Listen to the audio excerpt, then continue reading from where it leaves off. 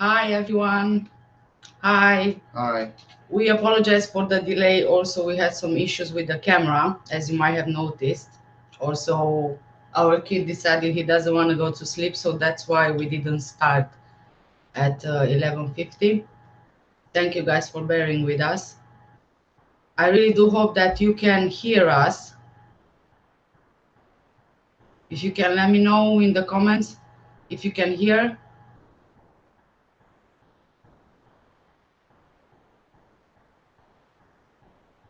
Hi. Hello from the UK.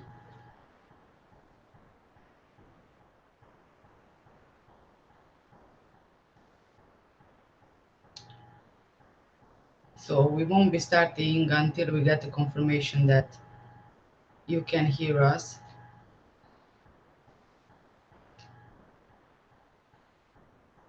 It seems like we can never get it right No. from the beginning. Yeah, sure.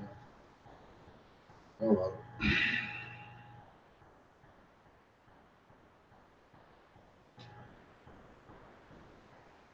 Anyway, whilst do you want to send a message?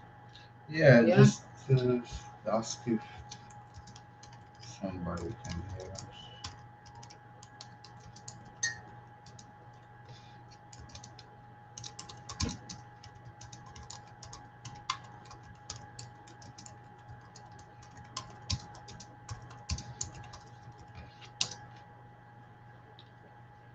What's going on? It has a 1 second delay, the messaging.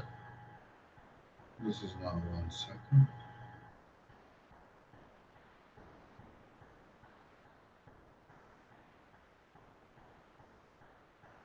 Anyway, I know that one of our viewers, TJ Cook, last time when we went live, he really wanted to hear my opinion and your opinion on AV Watchman's video Yeah. with the witness over the phone. And unfortunately, in the meantime, AV Watchman took down the video from his channel. Now, I know that this audio is still available on different other channels. However, because he was the original poster of the video, I respect his decision. So I decided I will not be taking the content from a different YouTube channel because he is the one who originally listed the video, is at the moment set to private. I wanted to know why that happened, and I actually went ahead and I contacted AV Watchman. I got in touch with him.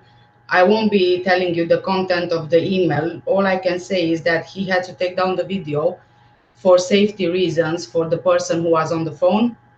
So, TJ Cook, if you are here and you are listening to us and watching us, I am so sorry, but I won't be able to comment on that video since it's not public anymore on AV Watchman's channel. However, we can talk about Chief Walker's latest interview by Perla from KGET News, and we can also watch the full-length video, the whole interview, which is around 24 minutes, and then we can have a discussion about it. Um, this again, because we are in the UK, the video was not available to us. However, I managed to find it from Duty Ron's channel, and because of that, or thanks to that, I want to thank Duty Ron for posting the video for the same purposes for viewers who are not in the US and cannot watch it otherwise. So we can watch the video together and discuss on this. Yes? Yes. Shall we play the video? Yeah. Okay. If you show this in stream and then you hide the camera.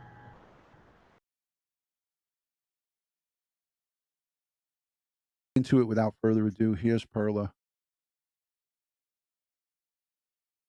This is the full interview of Chief John Walker from. She uploaded it today. I don't know if she did it yesterday, but it was uploaded on KGET today. So let's listen in to this interview. She asked some really good questions. for joining me today. I know you're busy with this investigation and with a lot of other things going on in California City. So I'll get straight to the point. I got some questions from people on Facebook and via Messenger just asking about this investigation on the two boys missing in California City. And I wanted to go through them with you. Some of them, I couldn't include all of them, but here are a few of them. The first question, are the boys alive? I have no reason to believe they're not at this time. Again, I've said it through this whole thing. I remain absolutely optimistic that they're alive, and I have to believe that unless I find some sort of proof or evidence of that it's different. And what might have happened to the boys? What scenarios are possible in this situation? There's 1,000 different scenarios that let your imagination run wild. What I do truly believe is that night there is no way that they could have got out of that the neighborhood without some sort of assistance from an adult. That's my belief. And so in past situations with missing cases, is that usually the case, that it's someone familiar that is involved in the investigation or something like that? It's always situationally driven, and I can't point fingers. I mean, we always start from the inside out, of course. The people closest to them, the people who've seen them last, that's who we start with. We always look at family first, especially with kids that young. We have to. And then it branches out from there depending on which way the evidence goes. But we can only work with what we're given. And earlier, I know in our first interview in front of the house on Aspen Avenue, you said that you suspected foul play. And do you still think that, and why or why not? Absolutely. It goes back to I personally believe that there's no way those kids got out of that neighborhood without some sort of assistance. So if there was an adult that assisted them or took them out of the neighborhood, that would constitute foul play. So exactly, what constitutes foul play? It doesn't necessarily mean abuse. It just it means foul play means that someone has taken the children and not divulged to their parents where they're at. That's just, I mean, we'll start basic 101 right there. Someone else got involved in the somehow, someone. Absolutely. Again, if I believe that they didn't get out alone, so someone had to have done that and has not reported to us, because everybody I would imagine, at least in the nation now, knows we're looking for these kids, has not reported it, then that would constitute foul play, because the only people those kids are supposed to be with are their parents. So right now, are there any persons of interest? Oh, there's dozens of persons of interest. We have nobody specific. We have no specific suspects, no specific people. No one's been charged. We brought no charges so far. But again, we're continuing the investigation. I know a lot of people believe we've given up. That's not true. We still get leads. We still get clues every day that we follow up on if they're viable. I can't, if someone says, hey, we saw them at the Rite Aid yesterday at 10 o'clock in the morning. Am I going to send somebody over there to review the cameras from yesterday at 10 o'clock in the morning? Absolutely, I'm going to. If somebody says, well, I think they're near the water somewhere, I can't follow up on that. I need specifics. So I need a direction to go. I just can't spin in a circle or have my people spin in a circle looking on a maybe, or I think, or I thought. But if you give me a specific place and a time or a specific person to talk to, we're still doing that. And it's not just us. And going on that, as you say, that you're still working on this investigation, still, I have dedicated resources in my department. Bakersfield has dedicated resources in their department. We've got the FBI involved. We've got the Kern County Sheriff's involved. We've got the Kern County District Attorney. All right, I want to stop it right there, just so I can just let you guys know this is exactly what myself, retired New York City police detective, a retired sergeant, homicide sergeant Bill Cannon. This is the things that we've been talking about. Most of you have sent me messages and have asked me and have said, because of misinformation, that Bakersfield PD is not assisting, that the FBI is not assisting. You're hearing it right now from the police chief in California City. that he has assistance from Kern County. He had helicopters up that night. He's got all the support. All he has to do is ask for it. And here you're hearing it straight from the chief. He's telling us that the FBI has given them support and has given them investigative support. Guarantee you, like we said in previous live streams, they're providing forensics and all types of CSI type stuff without giving you legal mumbo jumbo. The FBI has the premier resources and personnel to do this type of stuff, and that's what they're doing. So I just wanted to stop that so you can hear. I'll roll it back. Involved. There's still has dedicated resources. Working on this investigation, still, I have dedicated resources in my department. Bakersfield has dedicated resources in their department. We've got the FBI involved. We've got the Kern County Sheriff's involved. We've got the Kern County District Attorney involved. There's still a ton of people working on this. We have not by any means given up. So recently it was the 2-month anniversary of when the boys went missing. And I know it's been a while. And I've asked you this a few times because every time we speak, it seems like the days get longer and days turn into months. Is it possible that this case will go cold and that we'll never know what happened to these boys? Of course it's possible. I mean, anything is possible, but go cold, that would mean that we'd stop looking or we'd stop following up on clues, and that's not going to happen. We will continue to follow up on any clues. We will continue to do the follow-up until we know something different. So there's a lot of semantics involved there. Cold case, what does that mean really? A cold case is never really cold. It's just not being actively investigated. I've got 8 cold cases here at California City as we speak, and they're all being investigated on a daily basis. So, that's a TV term, I think. Okay. I know the city is voting tonight, or they're deciding in the city council meeting to renew the reward money for anyone who can find the boys. And I know they're planning to do that consistently. They're trying to keep that money for any missing persons case. Even if we find Orrin and Orson West, they might extend that money to other missing persons cases as well. Mm-hmm. So it seems, that the city and that you are still, actively trying to pursue missing persons cases, even the ones that there's currently 8 cold cases, or not cold cases, but previous missing persons cases still. No, that's not true. We've only got 2 active missing persons as we speak. We've got 8 cases that we're still investigating. 6 of those are homicides and 2 of them are missing. Now, those are all adult cases. Okay. So again, a missing adult doesn't necessarily mean there was foul play. Could there possibly be? Sure. But adults are adults and they're free to go wherever they want to go. And they're not necessarily have to tell anybody where they're going. So someone reports a missing. Okay, we've got an open missing person investigation. That goes into our missing persons system. And if anybody nationwide comes in contact with that person, then that will immediately pop up on the database. So are you starting to think that this case is part of something larger, something like human trafficking, or I know a lot of people ask me about that. I can't rule that out. I can't rule anything out.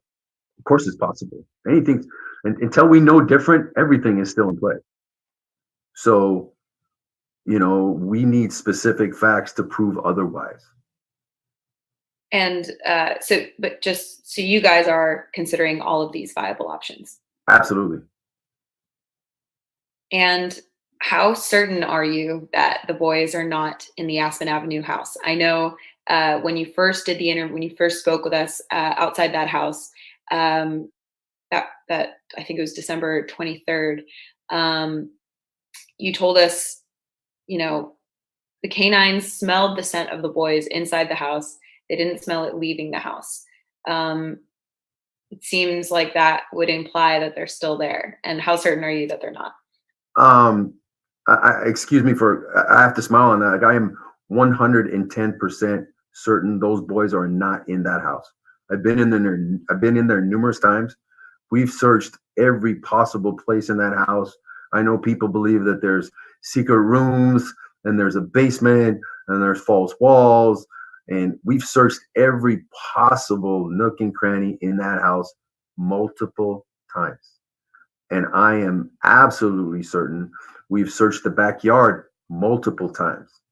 We've searched underground the backyard with different technology multiple times with nothing. The dogs aren't always 100% accurate. We've had the dogs in the house. That night they alerted inside the house, but they didn't alert outside. Doesn't mean anything. We use those as tools that maybe will point us one way or the other. Just like people keep asking about polygraph. Polygraph is not it's not admissible in court. Is it a tool? Sure. Can I believe at some point that maybe that you are being deceptive by the results of the test? Sure. But it's only a tool. It's only a tool to help us go in a certain direction. But right now, we don't have any of that, unfortunately. So did the adoptive parents take a polygraph test in the beginning? I can't comment on that. Is it possible that the boys wandered into the desert that night? I know you suspect foul play, but is that also something you're considering? If I had to bet my house on it, I would say no, because we searched thoroughly that night. We brought in airship with infrared, no hits. Again, we searched that whole desert a week later within a 5 square mile perimeter around the house. We found nothing. It doesn't mean they're not there, but I am super confident that. Okay, just for you, those of you who are joining, Huda, thank you so much for the super love. I appreciate that. Airship with infrared is aviation helicopter unit that has technology on it to see if there is a human being or anything. Infrared will pick up heat, body heat, and they did complete 2 to 3 hour grid scans of that location. Probably went back down and refueled and did a second or maybe even a third scan of the desert. Again, the Mojave Desert is right there. So Police Chief John Walker is confirming that they had the whirlybird, as we call it, the aviation unit was up, and they did an immediate scan of the desert, so and surrounding areas for anybody or anything out there. That I know. I know you suspect foul play, but is that also something you're considering? If I had to bet my house on it, I would say no, because we searched thoroughly that night. We brought in airship with infrared, no hits. Again, we searched that whole desert a week later within a 5 square mile perimeter around the house. We found nothing. It doesn't mean they're not there, but I am super confident that I know little kids are really fast, but I know they have no stamina. So they might take off like a shot, but they're only good for 20 or 30 yards in my experience. But not saying that can't happen, but I am super confident they're not somewhere around. I truly believe they just didn't wander off in the desert that night and we haven't found them. It was also a very cold night. I believe it was. I remember that day I checked. It was about 30 degrees Fahrenheit. Right. Again, would slow them down. Could you explain that infrared technology you just mentioned? What was used? Yeah, we basically had a helicopter with what they call the FLIR. A FLIR will detect body heat. It's pretty sophisticated. I did have the opportunity in my previous career, law enforcement career, that I got to actually work in a airship, and it's basically like a scope that'll go over any territory, any land, and it'll pick up anything that's got body heat. And adults are generally 97, 98 degrees. It'll pick that up in the dark, and it shows up like a beam, basically. Wow. So it's a helicopter that goes around and detects body heat, searching for body heat, basically. It has the ability to do that, yes. Along with other things. They've got the night sun. That's the big, they call it the night sun, the big light, the big searchlight. But also they're equipped with the FLIR, and the FLIR will pick up body heat. Okay. And that was sent out the night that they went It was missing. deployed that night, yeah, to the best of my knowledge. Was it one or multiple? I think we had at least one in the air the whole time. I don't know if it was the same one. A lot of times, most helicopters are only they're only equipped to be up for 2 to 2.5 hours. So we were out there a pretty long time. So I would imagine they probably switched off at some point. They went up, they refueled. There and is went one back. thing, I don't think anyone asked about this, but when I first met the biological mother of the two boys, she had mentioned how one of them had a broken femur. This was a couple of years ago. I know I saw it on the Attorney General's website as well, that Orrin had a broken femur, the biggest bone in the body in his leg. Did the adoptive parents in that interview, did the bone heal at that point? Does he still? Yeah, it had been years prior. I think even prior to them adopting the kids. So that was, to the best of my knowledge, that was ruled as an accident. That there was no, I'm sure there was an investigation done by Children's Services, and they found no misconduct. Okay. No misconduct with the biological mother? Yeah, with anybody. I believe, to the best of my knowledge, it was just ruled, an accident. That he broke his leg, he fell down somehow, and he broke his leg. However, that would be a good way to identify. That's a good identifier. What is the surgery or the? No, if we located a child that had a broken femur that was consistent with the injury that was sustained by the children, another way to ID the kids. But I'm going to stop it right here just for a second. I got to tell you, this police chief is one of the most transparent chiefs that I've heard in recent years.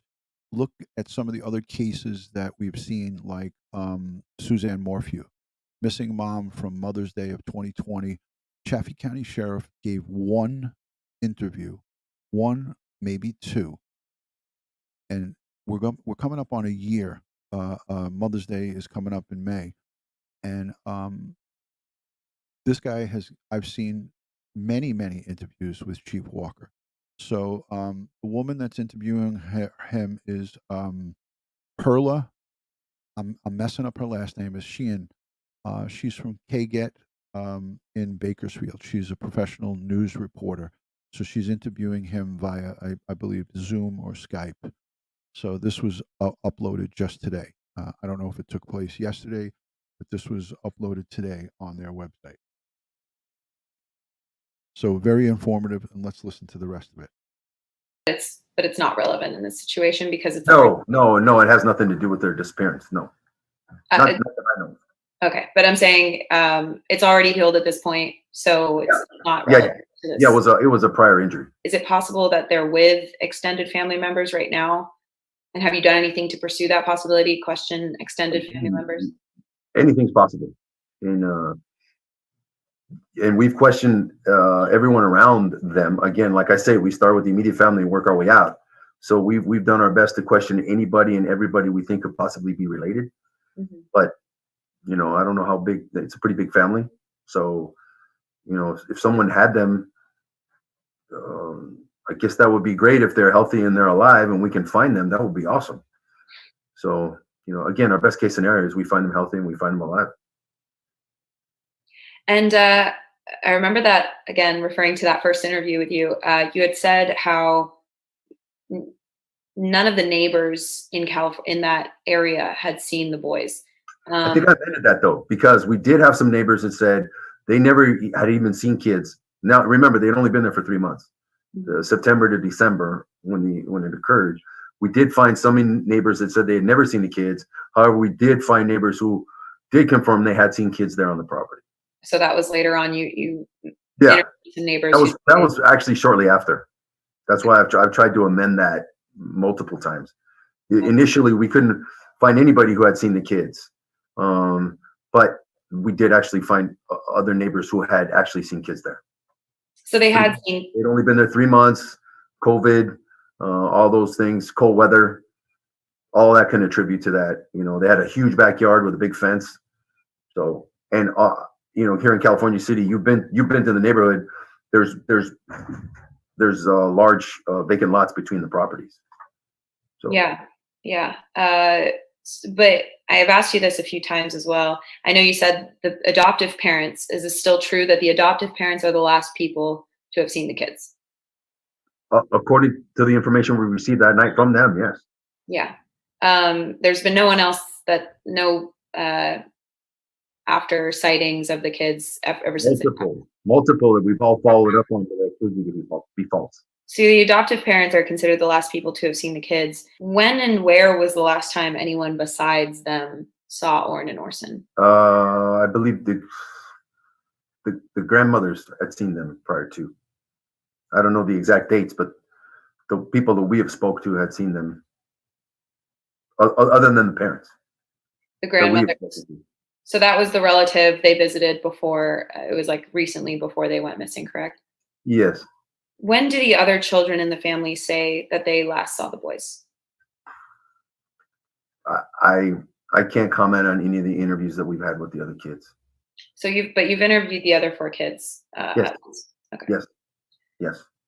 And are the Wests still cooperating, Jacqueline and Trezell? Have they retained a lawyer? Yes, they're still cooperating. I don't know if they've retained counsel or not. Okay. So you're still in contact with them. Yes. I ask, when was the last time they were interviewed? I think formally interviewed. It's been several weeks. Are the members of the birth family cooperating as well? Yes. And have they retained a lawyer? Not to my knowledge. And when was the last time you spoke with them or interviewed them? I personally, the last time I spoke with the biological mother, we actually spoke. It was a conference call on the day after the boys went missing. Okay, so it's been quite a while since you last spoke with the biological mother. Since I personally, yes. Other people have been in contact with her, but I have not. Okay. Has anyone been instructed not to speak to the media, like the adoptive parents, the biological parents? Not by us. Okay. Not by us. Maybe by their attorneys, but not by us. Okay. Is there video footage that shows the boys in California City? I know the neighbor across the street had a doorbell camera. I know the neighbor to the left of the house, if you're facing the house to the left, also had a doorbell camera or like surveillance footage of the house. I know police, took that footage and analyzed it. Was there any footage that showed the 2 boys in? We have hours of footage of that. I can't comment on any of those. Okay. Any of that. Okay. I called initially a few months ago. I know other people have called since regarding the initial 911 call for the 2 boys. I believe from what I understand, and correct me if I'm wrong, it happened just before 6 p.m., correct? It happened about 5:45 p.m. 5:45. Well, let me correct that. The initial call for service came in about 5:45. We were on scene. My first officer was on scene within 5 minutes or less. That's the first one. And I think within 10 minutes, I had 4 officers on scene. Is there a reason why the department won't release the 911 call? I tried to get it and didn't receive. No, because it's still part of the investigation. It's an ongoing investigation, so we're not going to release it. I mean, I've received 911 calls from ongoing investigations before, but I guess we're not going to release it at this time. Okay. So it's just because it's an ongoing investigation. That's correct. The main reason. Correct. We're keeping it for now. And I know we've talked about the evidence that you recovered in your searches of the home, around the home, and you had mentioned that none of it really came out with anything important.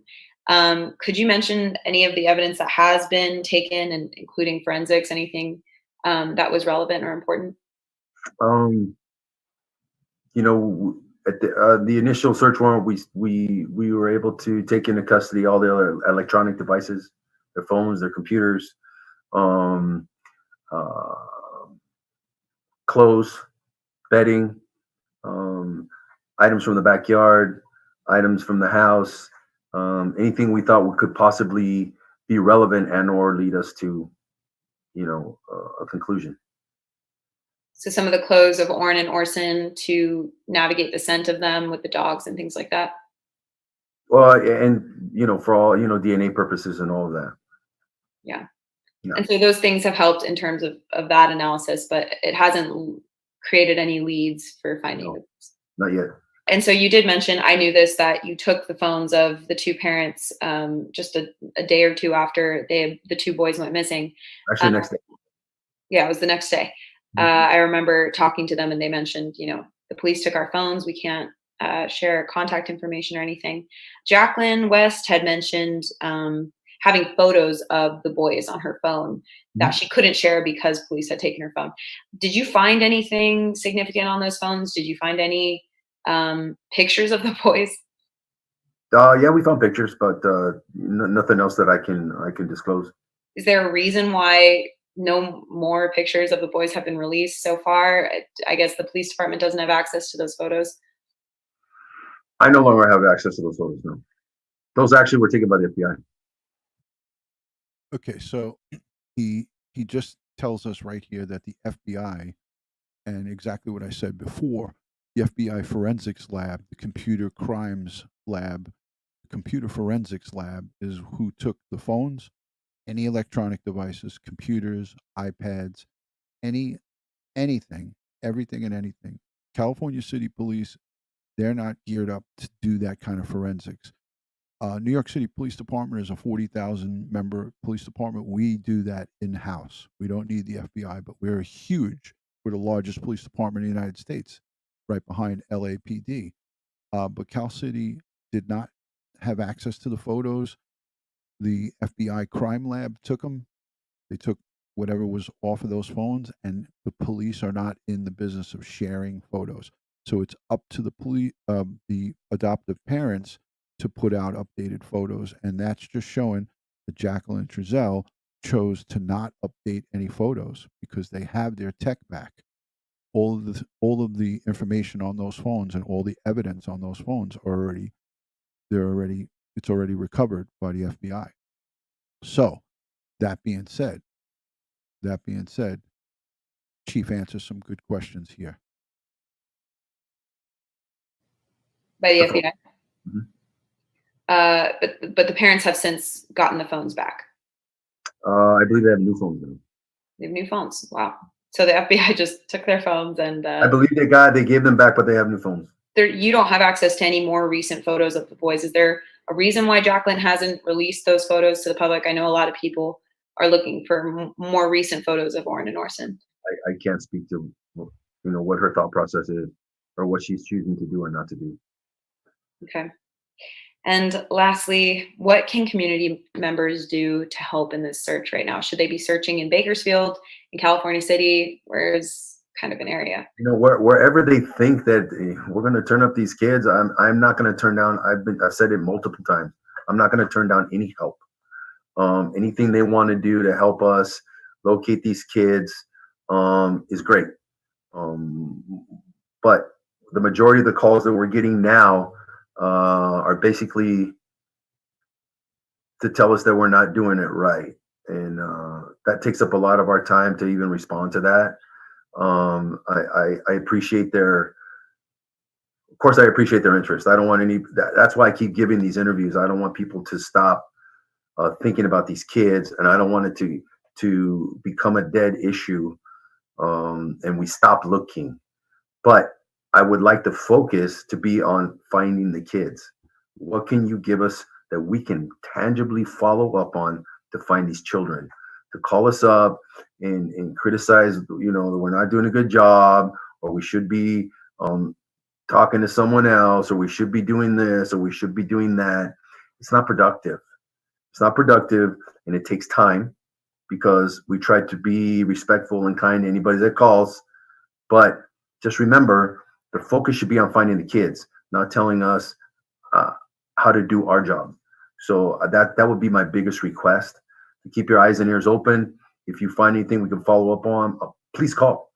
Please call. We will follow up, I promise. And we have on each and every one of these tangible leads.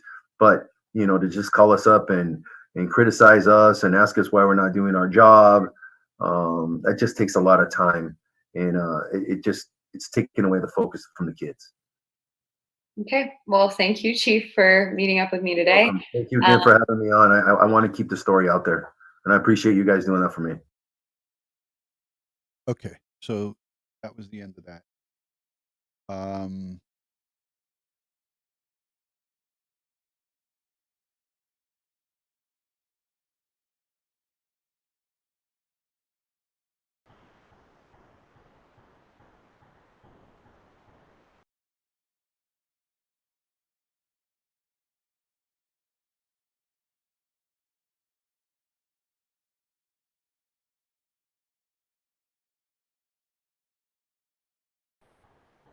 Okay. So, are we ready to catch up on the comments now? Yeah. Let's say hello to everybody. Let's see who is here in the comment section. Hi, Carolina. Hi, let's be honest, Jack. Let's see.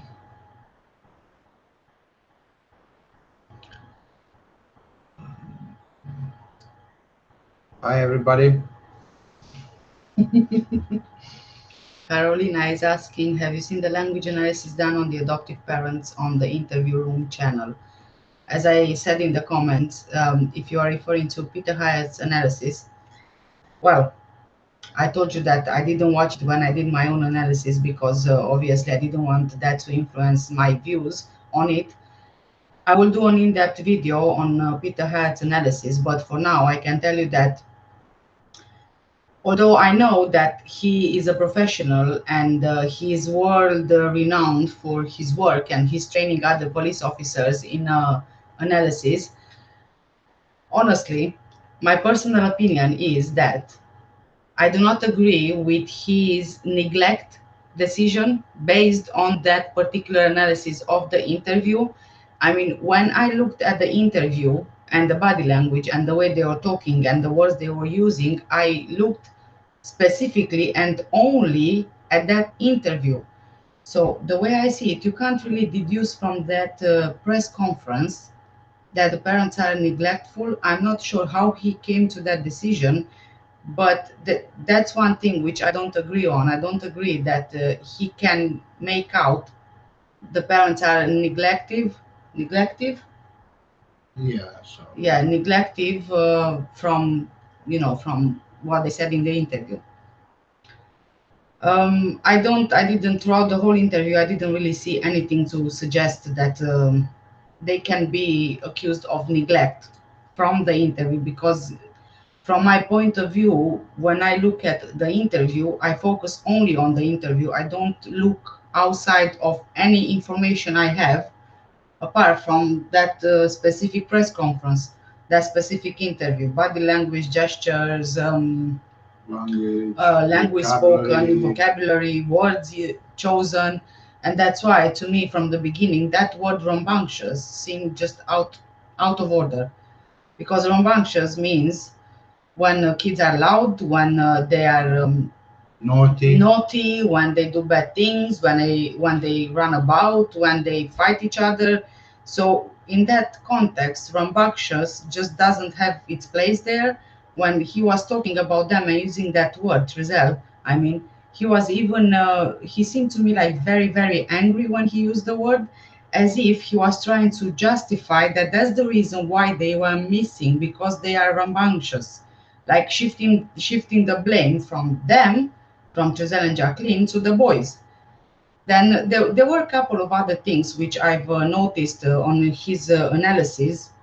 But the last thing which I want to point out is that I noticed, I'm not sure if others have realized that, but I noticed that it seems before doing his analysis, he watched a lot of other videos and possibly read blogs and articles, conspiracies around Trezor and Jacqueline West, and he sort of formed his ideas, drawing from the things that he read or he seen or he heard. Anyway, you've read his analysis as well, so Yeah. what do you think? Well, neglect. I don't know. It's just too much to say about neglect here. This is about The particular something else. The particular one is that they were nervous, especially Jacqueline, by moving her body like that all the time. She was really showing signs of, you know, worrying about what they can say or what they can, you know, show to the camera. And yes, we were also talking about the other thing that, yes, although I I agree that they were neglectful, not neglective, neglectful. They were neglectful. You agree as well, isn't it? Like overall, that they were neglectful. But you can't draw that conclusion only from the press conference. And Well, neglectful is a big thing. For example, you just leave them there. Neglect means you don't feed your kids, you don't, you know, offer them good quality time, you don't offer them food, no clothes, no, you know, neglectful. Like you don't help them, you don't support them in any way or other in their education, in their growth, in their anything, you know. That's my point of view. What means neglect? yeah. Not like if he left, as he said in his interview and his, um, you know, statement that he left the kid, the Orrin and Orson, in the yard there in the garden, whatever it was, to play, and he was gathering some wood for, you know, for a fire or whatever. Then that doesn't really show that is neglectful because they were there inside with him. Other proof we don't have to show us that they were neglectful really. So you can't really say straight away from the way they talk and whatever they said that they were neglectful. That's what I believe. Yeah, and there was an example we used. Like, let's say, for example, my 4-year-old boy is here downstairs with me, right? I have a back door which leads to the side of the house, which doesn't have a gate and goes right on the street, Yeah. on the main street. So usually, 90% of the times, we lock the door with the key, right? There can be one situation where, for example, I really have to go to use the toilet because I have kids, I can't hold it, right? And in that moment, because I'm rushing to use the toilet, I forget to lock the door with the key. And in those 5 minutes that I'm in the toilet, my boy runs outside and goes in the street. Have I been neglectful with that? Because I forgot on one particular occasion to lock the door. In my opinion, you can't not judge, but come to the conclusion that because of that one time when I forgot to lock the door, I am a neglectful parent. So that's why I don't agree either that he drew that conclusion from that press conference. And when I look, like I said, when I look at press conference or body language or whatever, I look 100% only at that. I don't look around or get stories from somewhere else and then make a Now decision. let's Or put in this context Madeline's case, Madeline McCann. Um, the McCanns were at the tapas, isn't it? yes, at the restaurant, yeah, And they left their kids in the apartment on various occasions. on various occasions by themselves. That's neglect. Yeah, yeah, That's neglect because they were conscious. They knew, and they left them there by their own choice. And that's neglect.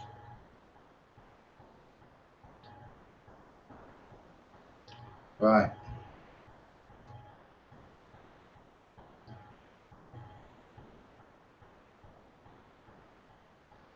Carolina, thank you. Love your work. Thank you so much, Carolina. I really appreciate it. Thank you.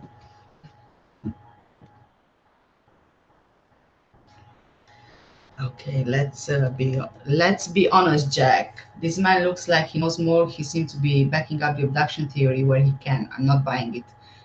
Honestly, I do agree with you. I think that he knows more as well. Obviously, he knows, yes. Yes, and he there were a couple of things that he said in the interview with Perla which just didn't sit right with me either, and he seemed to be avoiding wanting to answer questions, which again I'm saying like in my previous lives, some answers you can give without damaging your investigation, I believe.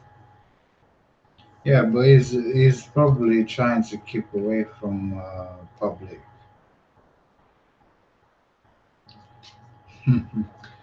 Let's be honest, Jack. Isn't this cop an ex-actor? Well, actually, I do have the answer to that. He said it in one of his previous interviews, and indeed, he used to be an actor. He was acting as a side job. The way he explained was that he was at the beginning of his police career. He wasn't earning a lot of money, so he did acting as a side job. And he said that there are a lot of police officers who actually are still doing acting as a side job apart from their police job. So he did, yes.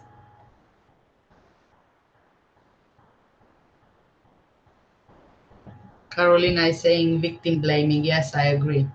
And they've done this quite a few times in their press conference, not only once, not at the point where he said rambunctious. I think that the whole point for his long and very detailed explanation of what happened was to try and highlight the reason why they went missing. Because if if there wouldn't be Christmas just around the corner, Jacqueline wouldn't have to wrap Christmas presents, and in turn, she wouldn't have to take the kids in the garden so they don't see, her wrapping Christmas Yeah, gifts. Yeah, yeah, yeah. It was their fault because she was exactly, wrapping. exactly. Yes, yes. Yeah. Let's be honest, Jack. From that interview with the parents, another YouTuber has enhanced the sound, and Trizelle can be heard saying, "Can you hear me?" I wonder who was in his earpiece. I have actually heard that in the press conference, but I thought that he means the reporter. That's what I thought he meant. And yeah, there is speculation that he did have an earpiece. I know. Well, I didn't have time to look properly at the interview with Giselle and Jacqueline, so I don't know what to say on that. Anyway, it was obvious from the beginning of that press conference that it was rehearsed. To me, it looked like it was scripted.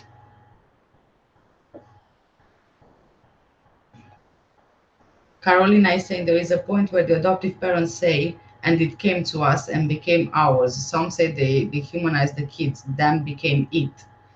Yes, they did that. And I think that not only did they try to dehumanize the kids so they don't feel guilty, it's possible that they try to dehumanize them so that they distance themselves from the kids. This you can see this in various cases, including in the Madeleine McCann case as well, where the parents are trying to distance themselves from the kids so that they can deal with whatever is happening better. Yeah, but it is just um, how can I say? It's not really useful in that context, No, it's not useful in the context. No. and it came to us instead of saying they came to Yes, us. and yes, I remember that at that particular point he was talking about the kids as if they were his property, not human beings, as if they were I mean, property they to him. didn't come to you.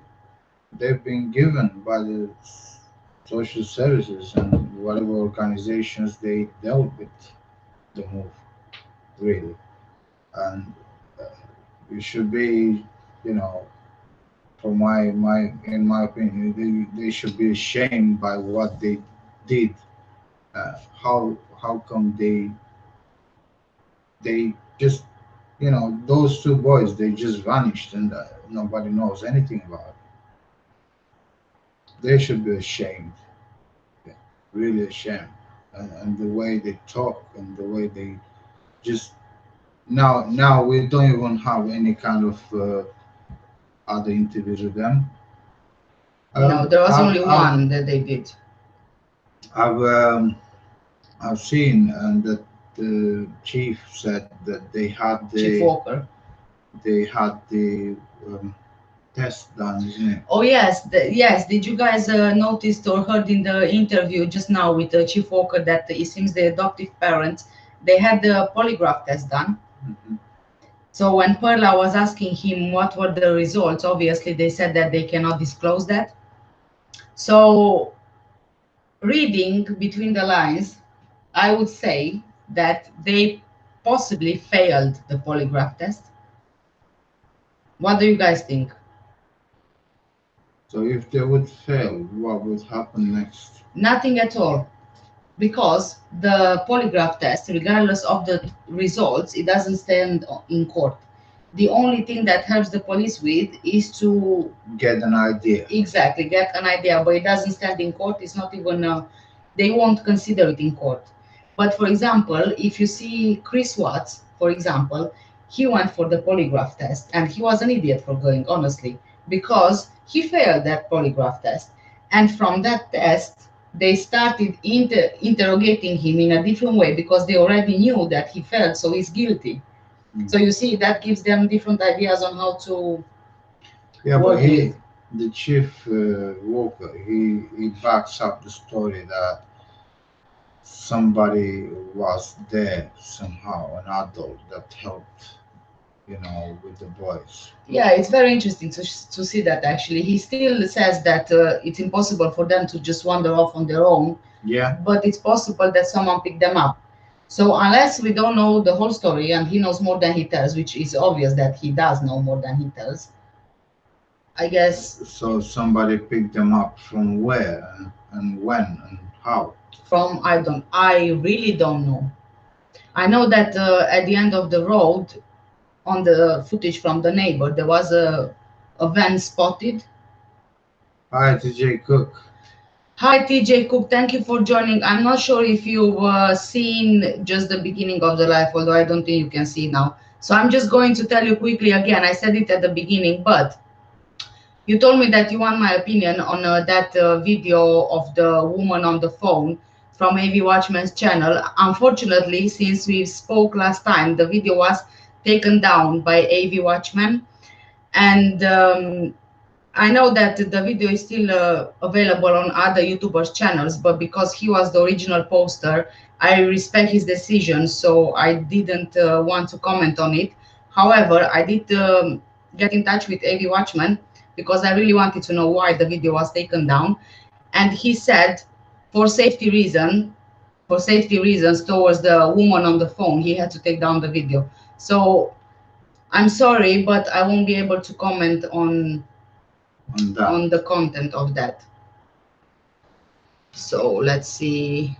TJ Cook, when did the chief say they took a polygraph test? We were just watching and listening to the latest interview from Chief Walker with Perla from KGET News. Now, if you want to catch up on the interview, this is from Duty Ron's channel. And again, I want to thank him so much for putting that out there. I have the link in the description below of his video. So if you want to catch up on watching the interview, you'll be able to hear as well that Yeah, it was they Chief did take. Walker with Perla Shaheen. Yeah.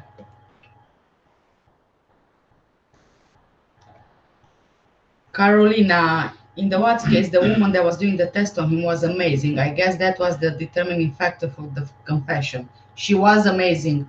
Both of them were. I don't know, and the other investigator and herself, they were both. And the way she treated him was as if, like you treat a child when they did something wrong. You know that they did something wrong, but you don't want to quite let them know that you know.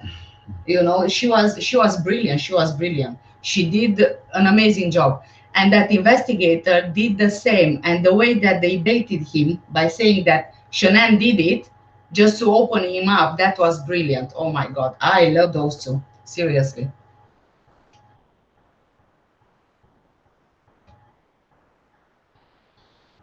Right. So the other thing that the chief of police was saying was that on the same night when Orrin and Orson went missing, they actually used a helicopter with infrared, which can detect body heat around the house to look for the boys, to look for Well, he said heat not around signatures. not only around the house, but Around 5 square miles, I think. yeah. Yeah, 5 square miles. They did that, and they couldn't pick up any body heat. There is another thing here, which it can very well be that if the boys are dead, sadly, and Trezel and Jacqueline, or Trezel or Jacqueline, disposed of them in the surrounding area, and if they've been dead for days, then that helicopter wouldn't be able to pick up the heat signature because No. there wouldn't be any heat. Even if they would be dead, let's say a few hours before, it would still not be able to pick that heat signature. I mean, depends now, but being cold and it, it's just lowers your body temperature very quickly, and obviously you lose the heat, so the infrared wouldn't pick it up. That's one thing. I'm not sure if there wasn't any heat, then there's two options. Either by, they got rid of them way before that night, or the second one might be what the chief walker said in this interview with Perla, that somebody picked them up. I don't believe that But happened. I'm not sure because there was the footage from the neighbor and it didn't show anything. I don't know. He didn't say anything about this thing.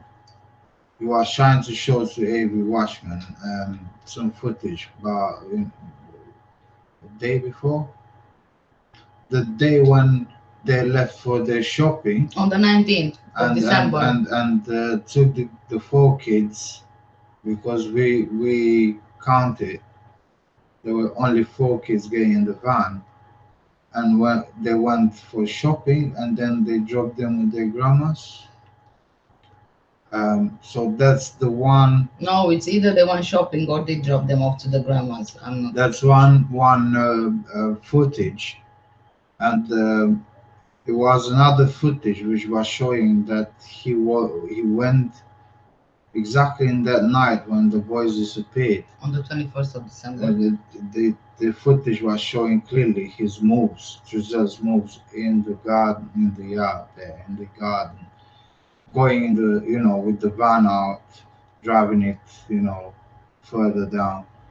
But nothing showed, on the camera. So I don't know if, because the chief walker said to Perla that they gathered all that information, they gathered all the, hi Catalina, hi Charles, Hi. they gather all the devices, iPads, phones, and that's what he was saying in the interview. But those, they went straight away to The FBI. FBI and whoever deals with the forensics. So in that case, the police wouldn't um, know exactly what wasn't there, but they will just get an update on, because they need to get an update, and that's what kind of puts me off when he said they don't have any access to, but they get updates. It's only when the case goes any further to FBI, and then the police is out of the case, then FBI goes into action and deals with it. But obviously the police is involved, so they should know about any updates and whatever they found on the devices. I'm not sure that But they he are did, getting. but he didn't give any info on that, so we don't know. He said that it's with the FBI because they are the ones dealing with this. Yeah. It might be a case where the FBI is not going to release anything to the police until they Find out finish for or find sure. out for Yeah. sure. Yeah. Hi, JD.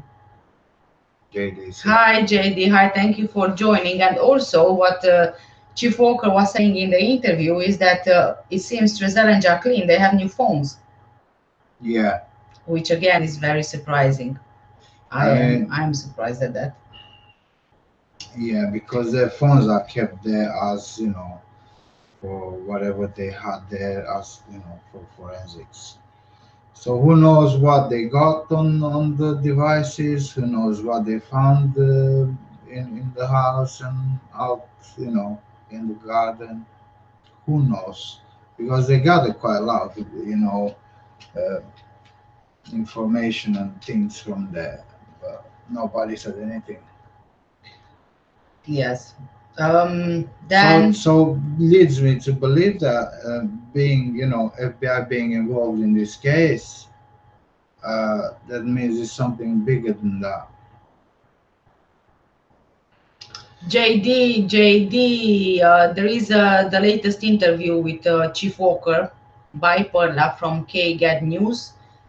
We got the information late as well, like usual. It feels like we are the last ones to get this news because we are in the UK and most of the places we can't access from the UK in the US, so we need to get a VPN because otherwise we'll always be the last ones to find out everything. Yeah. So, JD, if you want to watch the interview, we've already seen it. We've played it at the beginning of this live. The link is in the description below. It's from Duty Ron's YouTube channel. You can catch up on the interview if you want. Otherwise, keep on chatting. So basically, there was not much update, honestly given. Just a few bits and pieces, but nothing significant. We did play it, JD, at the beginning. You won't be able to see now, but JD is 24 minutes long, the clip. So Yeah, but it's in the description anyway. the link is in the description. I would love to play it for you, honestly, but it might be that the other viewers who've already seen the video, they won't appreciate, repeating it. Yeah, so as I said, FBI being involved in this kid, this Orrin and Orson's disappearance. It's a bit, a bit obvious that is something else there.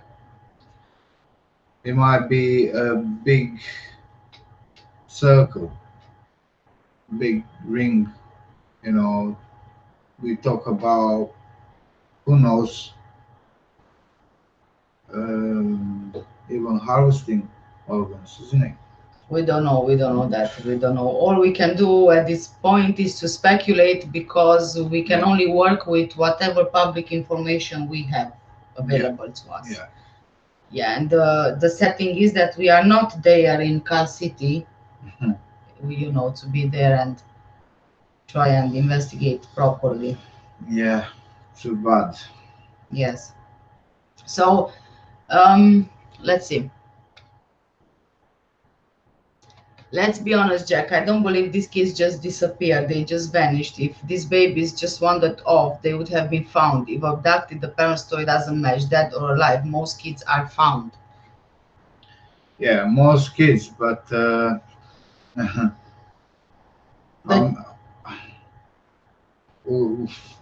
they don't give us any leads.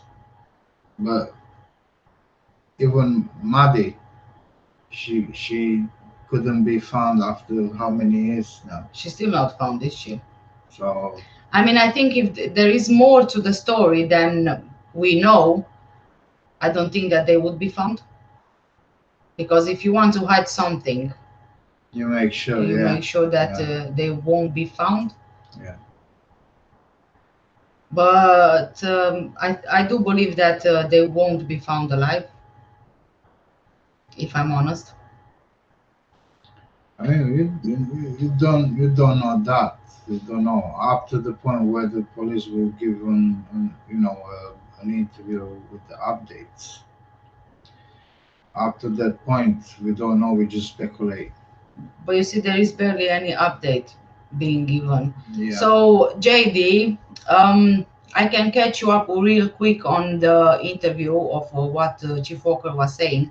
So he said that on the night of Orrin and Orson West disappearance, they did use a helicopter with infrared technology, and which can detect body heat, and they used it in the surrounding area of Cal City House, around 5 square miles of it. Yeah. And they couldn't pick up anything. Then he also said that the adoptive parents, Trezell and Jacqueline West, they did a polygraph test. However, he didn't say which were the results, if they failed or if they passed the test.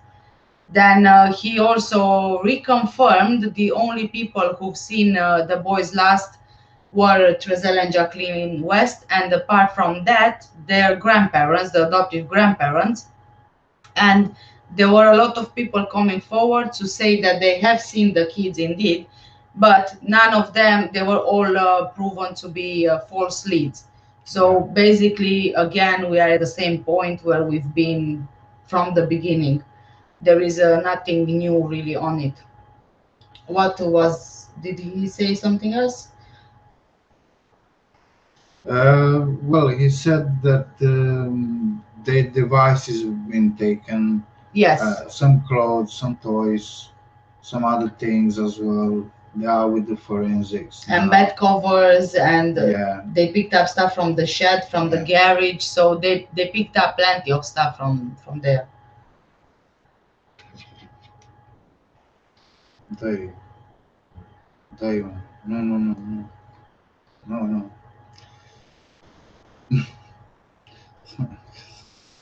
Oh my God. JD, you are free to act. I don't think that he's got the JD saying is like we got the last news in UK about the boys, unlike Maddie was all over the world's news within 2 hours. Yes, you are completely right. It's so frustrating. Oh my God, it's unbelievable. Harris, I think you are in the wrong live here. So we are talking about Orrin and Orson West here. Just remove the comment or remove him yet. Let's give him 1 second chance. Well, here. No. Whereabouts? Here. No. Twitter. Right. Just make sure you put it quickly on pause, otherwise it will echo.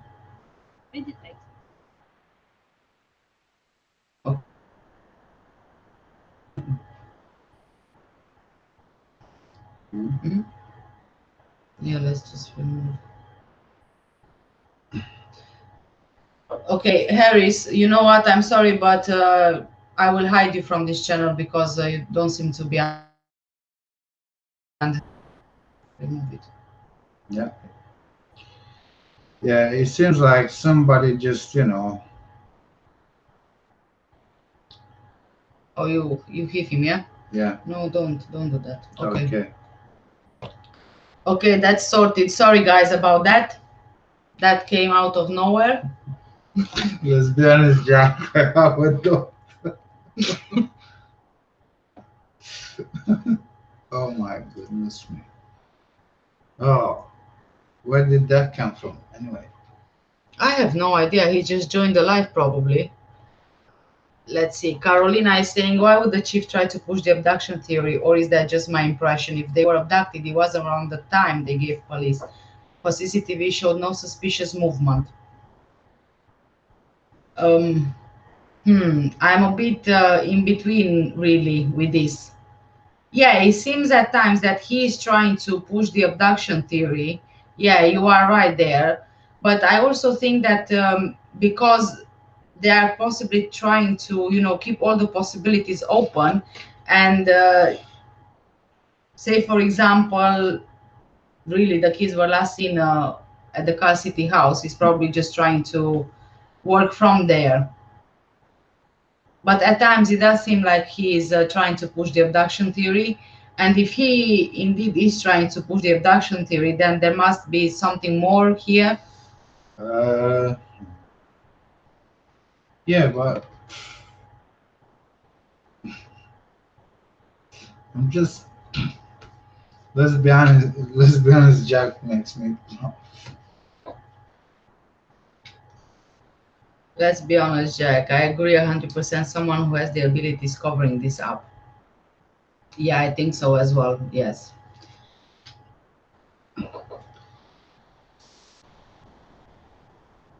Oh my God. What's happening? Well, Is this an issue from YouTube though? No. Because this is the second person who's doing that. Is it a troll? Yeah. So yeah. Yeah. Can you just hide the? Yeah.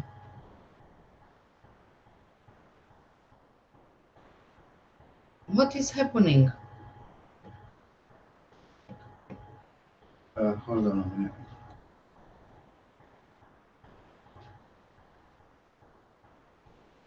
Well, I don't know. I don't know. We are trying, but they just come up out of nowhere. I have no idea what's happening. This didn't happen before. Just leave it for now. Okay. I did, stopped it somehow. Let's be honest, Jack. The chief was touching his collar. That's a sign of being uncomfortable. And also, he did some facial expressions which seemed as if he knew something, but he doesn't quite want to say what he knows. Yeah, Perla was quite straightforward with the. She was, yeah. With the questions, but some of them, quite a good amount of questions, he didn't really reply. He just said, "I can't say anything." He really said the same thing like in the previous interviews. He's not apart from what he said at the end of the interview, that people shouldn't waste their time to call them and to tell them that they are not doing a very good job and stuff like that. But obviously, if you're not giving anything to the public, they will start pushing.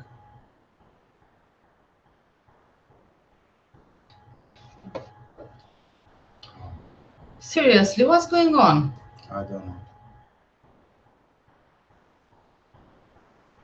I don't know. Seriously. Guys, please, how do we stop this?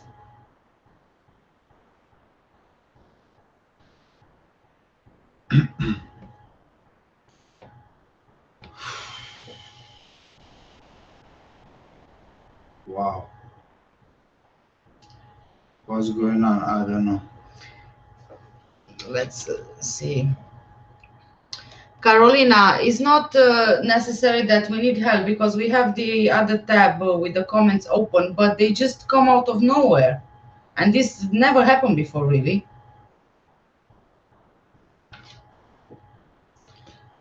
JD is saying, so you guys think the police know the full story? I think the police knows the full story, and I also think that there is a very good reason why the FBI got involved from the beginning. I think that they were already suspecting something is happening in the area, and as soon as they found out that these two boys are missing, that's when they got involved. This is what I believe. Yeah, because when Orrin and Orson disappeared, then obviously they made the big case and they showed it, and they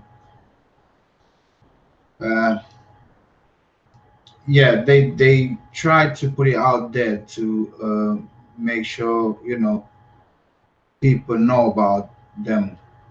Um, it wasn't that big as Mahdi anyway, but they tried to make people aware, you know. Yeah, but I also believe that if it wouldn't be for YouTubers and a lot of the public going in that area, pushing it on YouTube, pushing it on blogs, on Facebook, on social media, this wouldn't be as big as it is right now. Yeah, so it became big, and as soon as the police saw that, and other organizations saw that people talk about them, or about this case, obviously they tried to come up with everything and to help. But I don't know to what extent they help. But in my opinion, and as my wife said, If FBI got involved, that means it is a bit different story here, because many cases were happening around the area, kids missing, and when Orrin and Orson disappeared, then they started talking. So they started doing job to look for them. So that's what you know happened. But up to that point, they didn't really. We didn't know anything about others. Really, we didn't know. Up to this point, now they have to get involved. They have to do something. And yeah, that's what you said. That other kids were, missing, and when they go missing, then they had to do something. Um, Let's be honest, Jack is saying the police know, in my opinion. Yes, I'm sure, definitely they do know. I'm sure, and I think that if we look at the bigger picture, it might be a bigger case than possible abduction or wandering off. I think it has got something to do with trafficking, and when you are doing trafficking on a bigger level, that's when a lot of people are involved, like officials, like police, social services, and so on and so forth.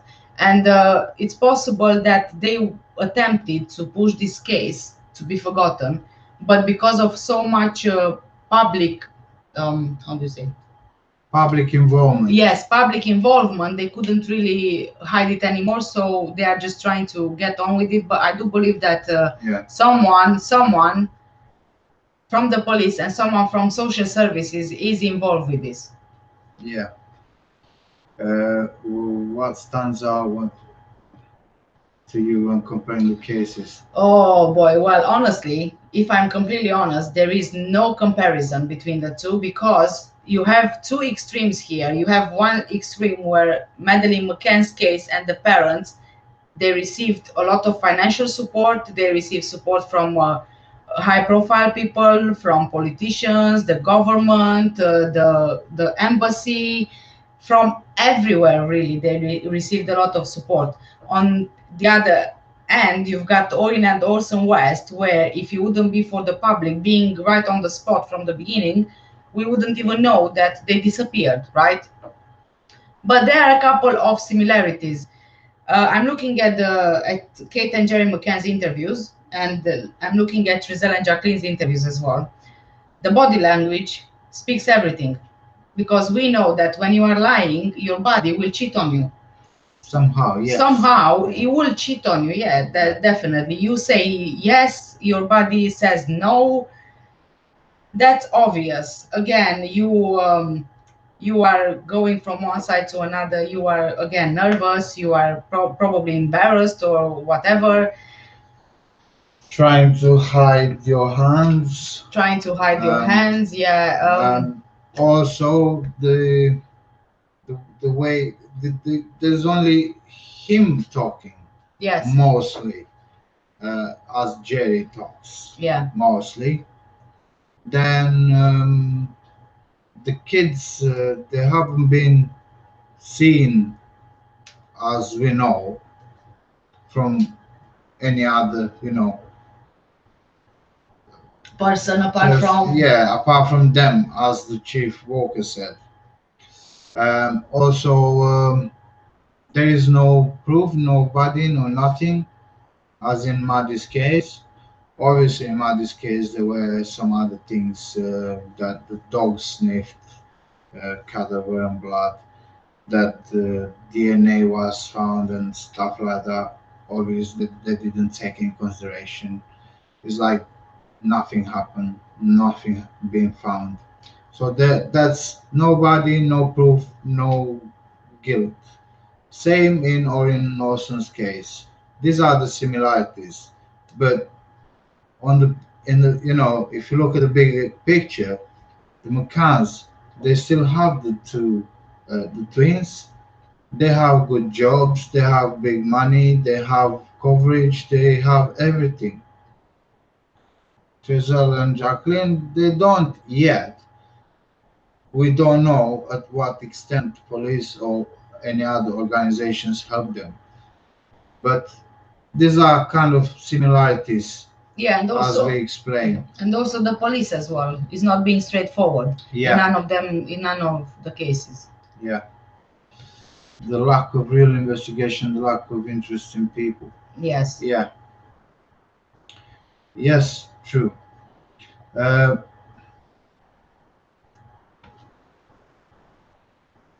JD say Madeline family was connected, unlike the West family.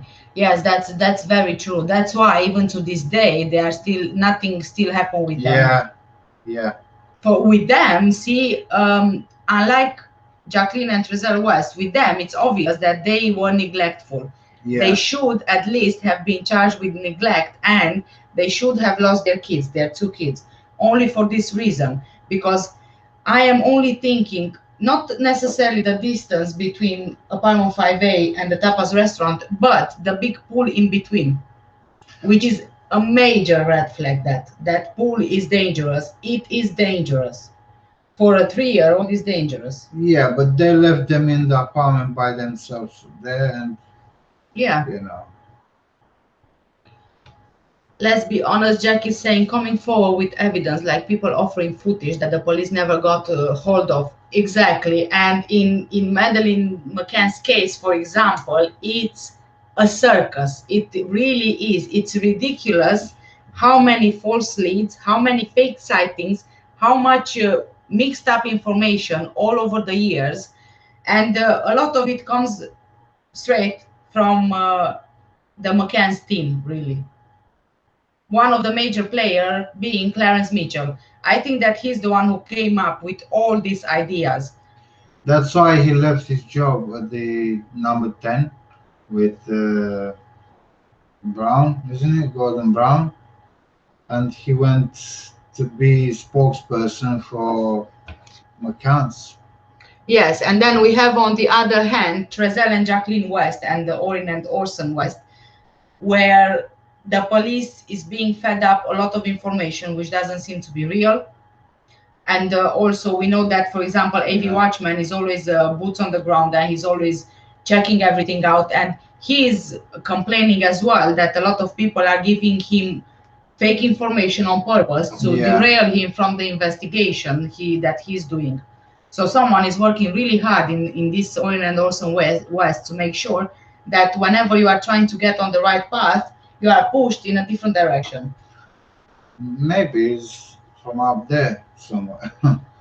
Anyone know how many kids go missing in that state per year?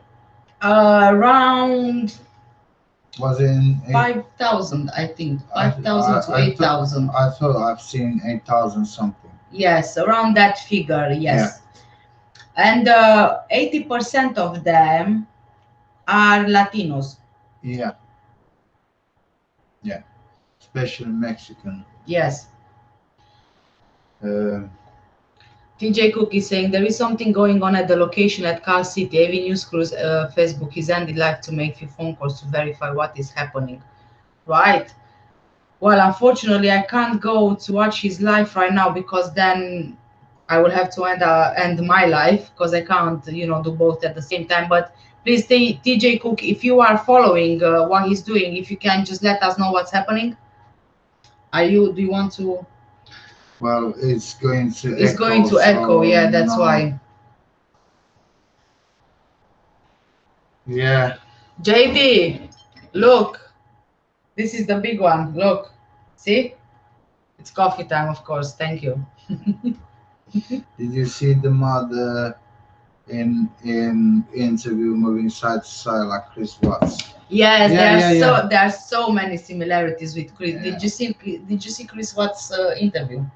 I've seen just parts, but I didn't want to get involved in Chris Watts because it was too horrendous, to be honest. But there are so many similarities in their behavior, in the body language. Oh my God, Chris Watts, from beginning to the end of the interview, he was a nervous wreck.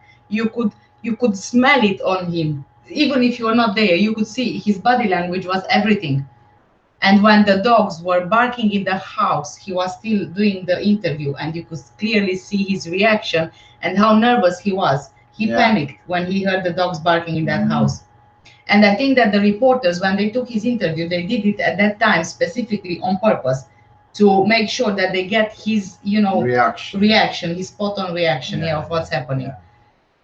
Again, yes, a lot of similarities between Jacqueline, also Trezell and Chris Watts' case. Is like both Trezell and Jacqueline, they were whole compared with Chris Watts.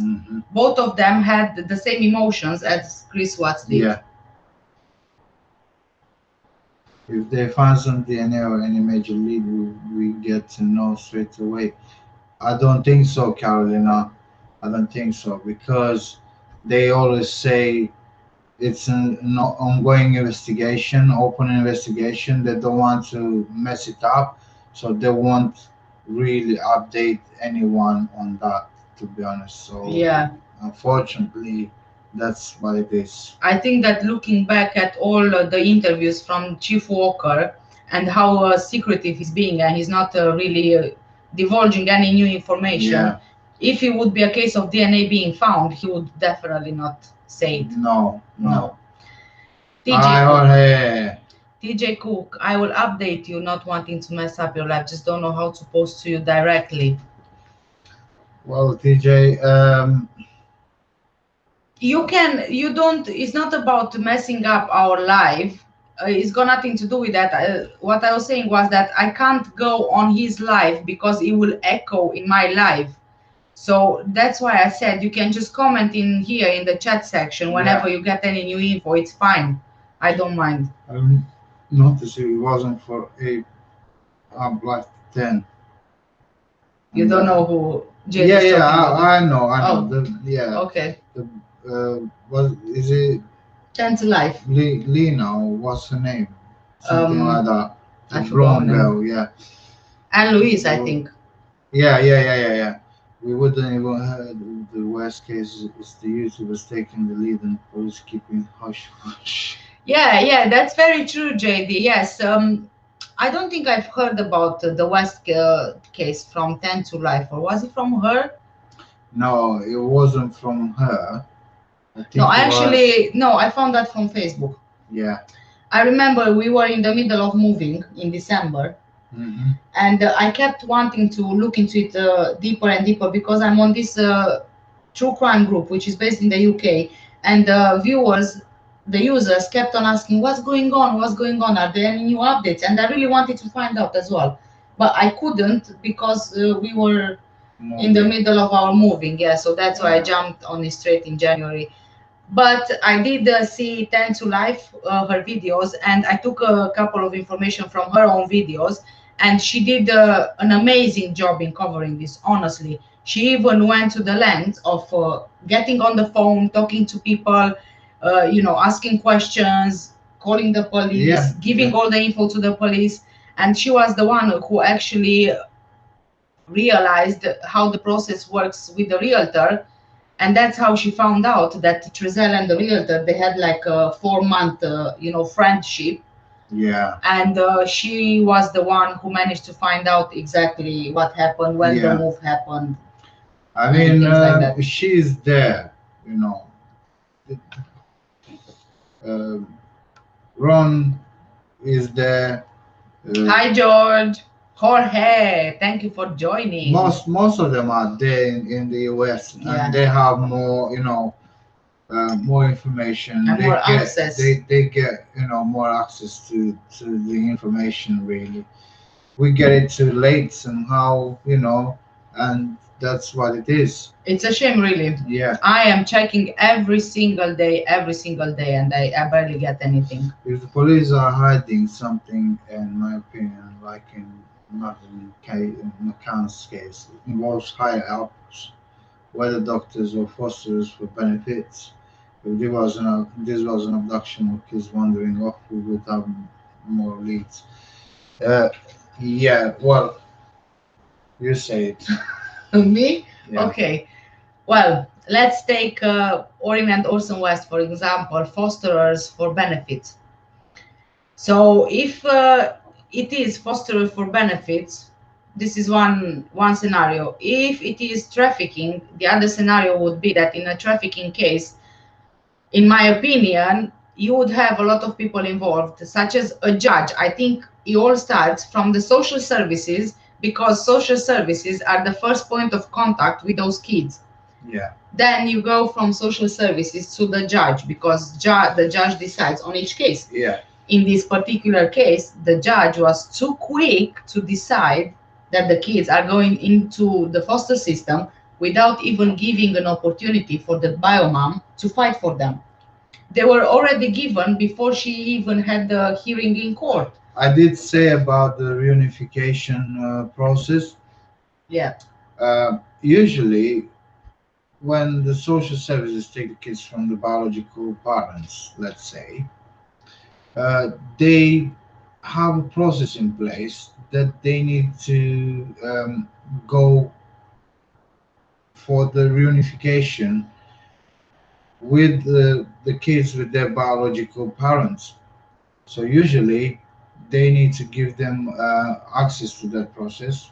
They need to help them, to support them, and they need to go to give them some tasks.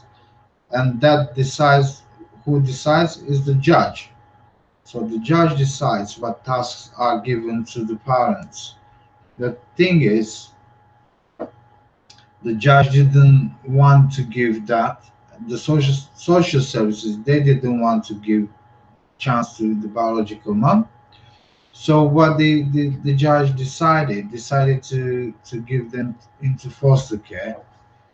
Obviously, they went into foster care, and very quickly they've been given, after they went to a woman. To the first foster mom. Yeah. Yeah, they've been taken from her. She was getting along very well with them. They were getting along with her very well. They really liked each other. But they didn't care. The judge didn't care. The social services didn't care. What they decided to take them from her and give them to Trezell and Jacqueline West. So they've been given to them. So that means a judge is involved, social services are involved, and the other department is involved, the one, which deals with the reunification. Wow, human services. Yeah.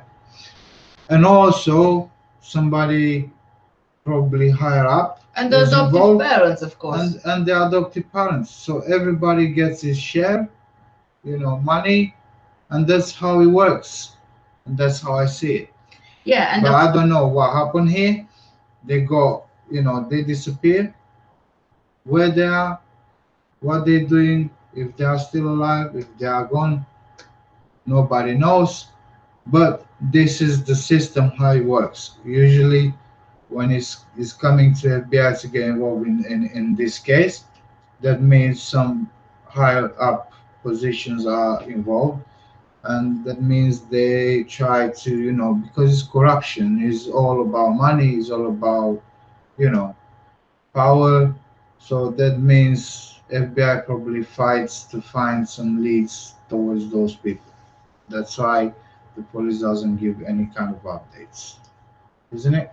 yes, and also there is an Yeah. interesting thing that Chief Walker said just in this latest interview. Yeah. You remember when they were talking about one of the boys' injury, leg injury, the femur, Yeah. that it seems that this was one of the reasons why the children were taken away from the biological mother, because of the injury, right? That injury was proven to be an accident, which any child would have, and this was confirmed by Chief Walker just in this interview. So again, begs the question, why were those kids taken away from the biomom? Yeah. If even the injury was deemed to be an accident. Hi, Hi, Bernadette. Bernadette. Hello. You would think that when Trezell came back from his 6-minute look for the boys in his van, that Jacqueline would have came running out to meet him to see if he had found them. It's just ridiculous, really. Yeah. Who Go on. No, I've seen the footage. I didn't see any Jacqueline's face there, No Jacqueline, wandering no. around. No Jacqueline, no nothing. She was probably too cold. I understand she was wrapping gifts for the boys. I understand the other four were inside, but in that situation, you would come out somehow, isn't it? Yes, yes. Yeah, Of course. If you are so worried that your Yeah. children just went missing, you would exactly. just run outside. So even But if you but the footage didn't show that. The footage showed that his 6 minutes going around with the van wasn't anything, really. and who drives a van with that speed when they are looking for two missing boys? I have no I don't idea. know. When outside is already dark, I don't know. 6 minutes, whole 6 minutes. That was very long time for him to Yeah. look for the boys. That's for sure. Catalina says, yes, I heard of the Miami-led case where the mom is missing and the kids are still with the father. Although he looks so guilty, I'm afraid for the children since I saw a case like Susan Powers. I've heard about Susan Powers. I've heard about both of the cases, both of these, Carolina, but unfortunately we are not very familiar with them. We have recently just started this YouTube channel. Well, it was last year in June.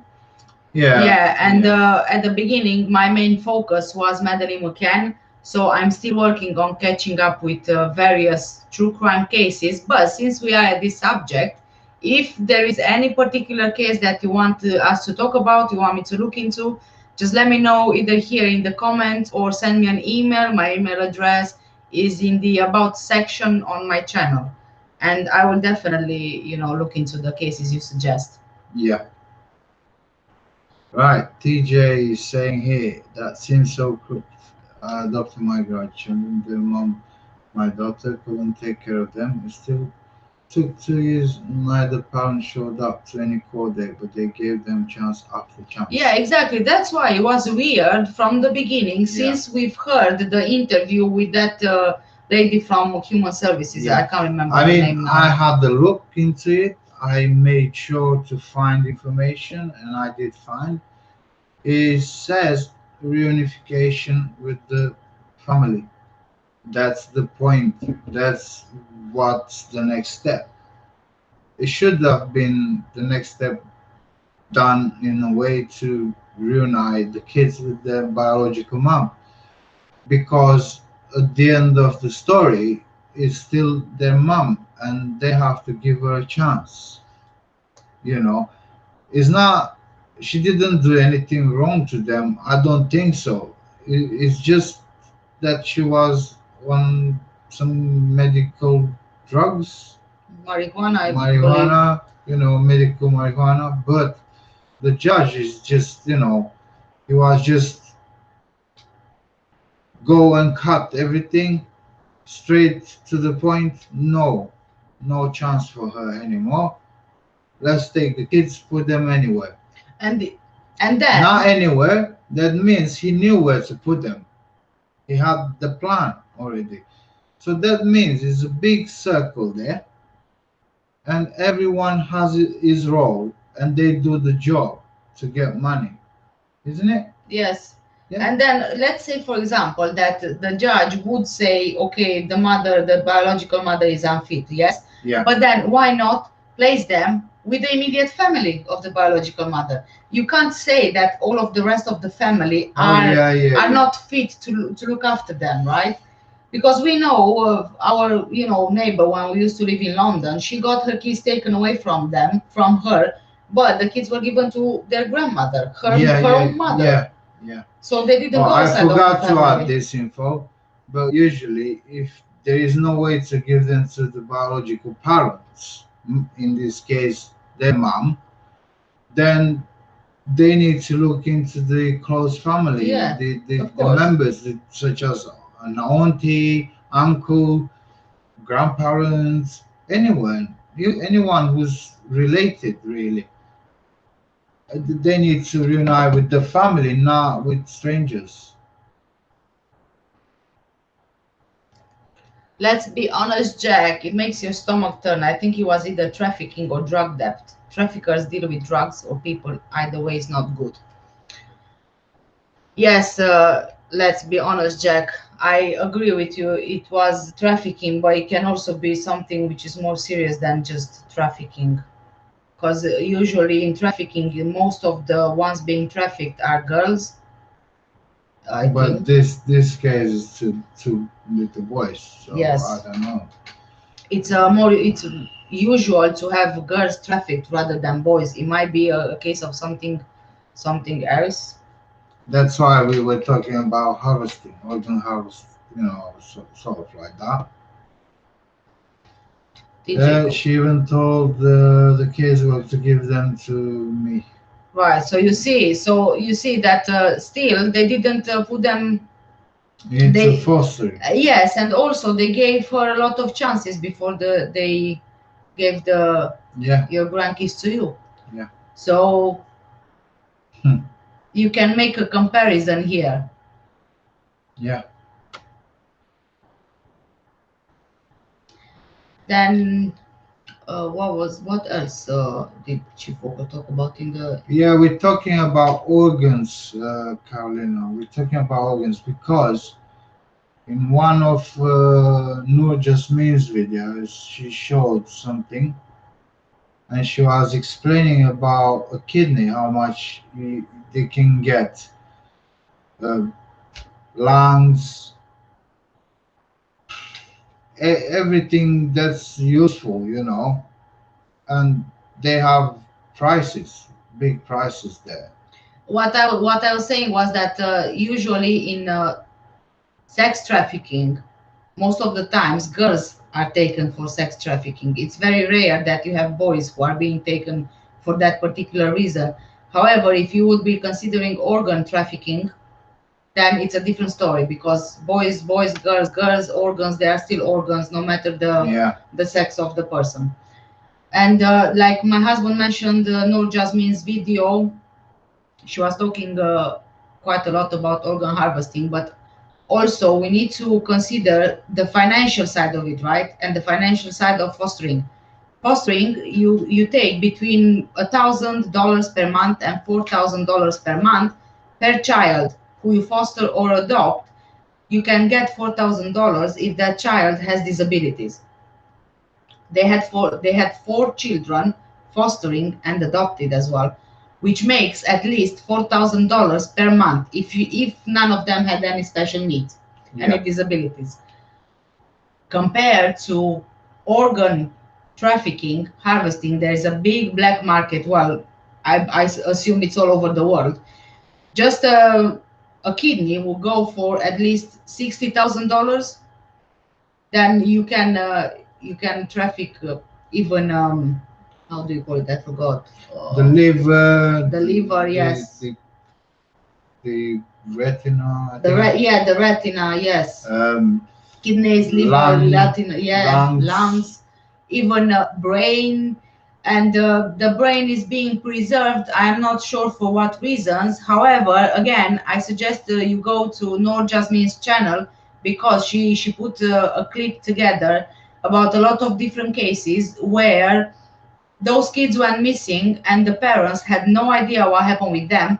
And then one of the parents, from a Latino girl, I think she was, came across by mistake the autopsy report from the little girl, and she found out some notes on the autopsy report, and all of her organs were missing, and there was notes from the pathologist to make sure that the brain is being preserved along with all of the other organs. So they were removed and preserved, and the reason was organ trafficking.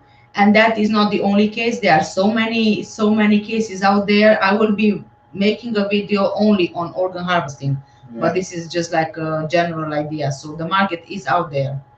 Yes. Let's see what JD says here. Yes. The way this thing, if this was a council estate, they would have been suspicious on them.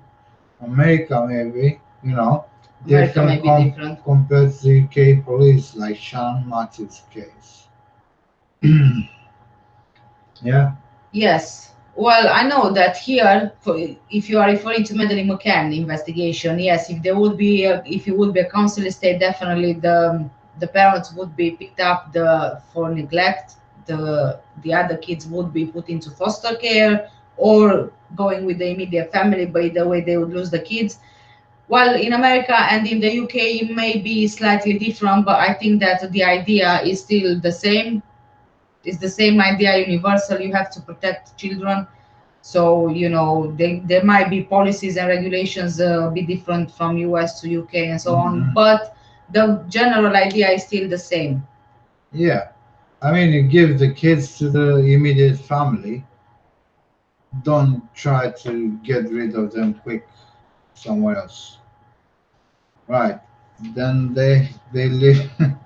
JD is saying they live in a rich area in America. The houses look big compared to British homes. I'm not sure that it's a rich area, but I think that usually houses are bigger there compared to the UK. Yeah, it's bigger space and it's a lot of land, They do have, Honestly, here most of the land is covered with houses, terraced houses, yeah, because to accommodate more and more people. from Victorian times Yes. when the miners were going to mine and obviously they wouldn't have, so much to go to live, accommodation. So Queen Victoria said, let's build some houses, one close to another, so we save space and Yes. money. Yeah. Yeah. Carolina, I I, heard. Okay, go on. I heard it is tough neighborhood, lots of drugs in that area, but to me it looks like nice houses, just isolated. Yes, it is. There's a lot of drugs in the area, and just after the Orrin and Orson West disappeared, the FBI they managed to break a trafficking ring in Bakersfield, but there is a lot of drugs happening in the area. Yes, there are now nice houses. Yeah, nothing about that, but it's isolated and deserted, really, especially Cal City. Yeah. That's why it was so surprising to see that Orrin and Orson West went missing. When I first looked at the case and I checked the map and the aerial view and the satellite view, I was like, hold on, where could they have just disappeared to? When it's just It's desert. It's a desert. I don't know. It's the I don't want story. to back up, Chief Walker's opinion, as he said some adult was involved and he picked them up. I don't know, but from there, it's like if they were running around, where it's deserted area, and they have nowhere to go to Yeah, hide. exactly. Especially in that short period of time between Trizell, taking wood in the house and them just disappearing. Like, And also the helicopter they used, they had infrared capability, so like latest versions. So the technology. technology, and they were looking for body heat because infrared picks body heat, but nothing. They didn't pick anything because that's why he said they couldn't find anything. So that means there was no body around, no person. Right, let's go here. Yes, Bernadette. Why didn't they look in the gardens next door instead of driving off? I remember my child was missing years ago and I was going crazy, but I found him next door in their kitchen eating their ice cream. Oh, but that was so fortunate for you that you found him. And yeah, he probably enjoyed his ice cream too much. But yes, they never looked anywhere. Trizell, if you've watched the footage, when he just went straight out of the house, jumped into the van, and just drove off, the first thing you do is look around the house. Look around the Yeah, house, exactly. then go into neighbors. Yeah. In the meantime, call police. Yeah. Go into neighbors, look around, then You have to go around by foot, not with the van. I wouldn't use a van to look for my kids. And you are on the phone with the police in the same time, but you look for the area. But even better, if they were two, a couple, Trizelle and Jacqueline, they could have said, Trizelle, you go and look for them outside. At the same time, I'm going to call the police. Yeah, but there were the other 4 kids in the house. No, the 4 kids were not there in the house. They weren't. No, you don't remember that on the Oh, 19th they went. left. Yeah. Right. Yeah. Got it. Sorry, I got. You got mixed up, yeah? Yeah. Right, organ trafficking. I've never thought of that. That's so sad. I live by Liverpool Children's Hospital that was outed for selling body parts. My kids are late 20s. I'd be hunting them down. Oh my God, it's just the thought of it is just, oh. It's Let's really, be really honest, sad. Jack. Yeah, that was my, our initial, opinion. I mean, the only reason why I decided to look into organ harvesting and to talk to you about it was because I've seen the financial side of it. So Yeah. I was thinking, and I was even asking you, what reason could Trizelle and Jacqueline have to income? well, And that's the only thing that made sense. when you get bigger Exactly. source of income. Exactly, So, yes. Yeah. You don't just waste your source of income unless you find a bigger income. Yes. Good morning, Mohammed. How are you, Mohammed? I hope he's well. Mohammed is Right. always well. Yeah. Yes, Okay. yes. So yeah, Bernadette. Hi, Ruby. Ruby. Sorry, I was late and missed so much. I Right. was also, yes, I was also thinking of what's polygraph and the way they managed to push him into a confession. I wonder if they have done similar with the Wests. I am not sure, but honestly, the job that woman from the polygraph test and the investigator did with Chris Watts, it was amazing. It was unbelievable, and the way he fell for it was even more unbelievable. Wow! Oh my God! I wish I would have been there to see it. Yeah, and but Watts was an idiot, for actually taking the polygraph test. I don't know what he was thinking. Maybe he didn't really want to give any suspicions to the police, so he just said, "Okay, I'm gonna take it." Didn't really Yeah. see like he's got a chance really. So Yeah. Ruby, I love your icon photo. Ruby slippers, sandals. What are those? The shoes. Shoes. Okay, heels. Oh Okay, my heels. God. Then JD. Did you see when he drove to look for the kids? He didn't even check the side where that house where CCTV was recording. When you check the full street first, that looks fishy as hell. yes, Yeah. that's spot on. I mean, I'm even wondering, did the Trizelle even realize that there is a camera there, I security don't know. footage? Sorry, I don't know. But Chief Walker was saying that the police gathered all that footage and is with them. So he didn't say anything about the footage. Hmm.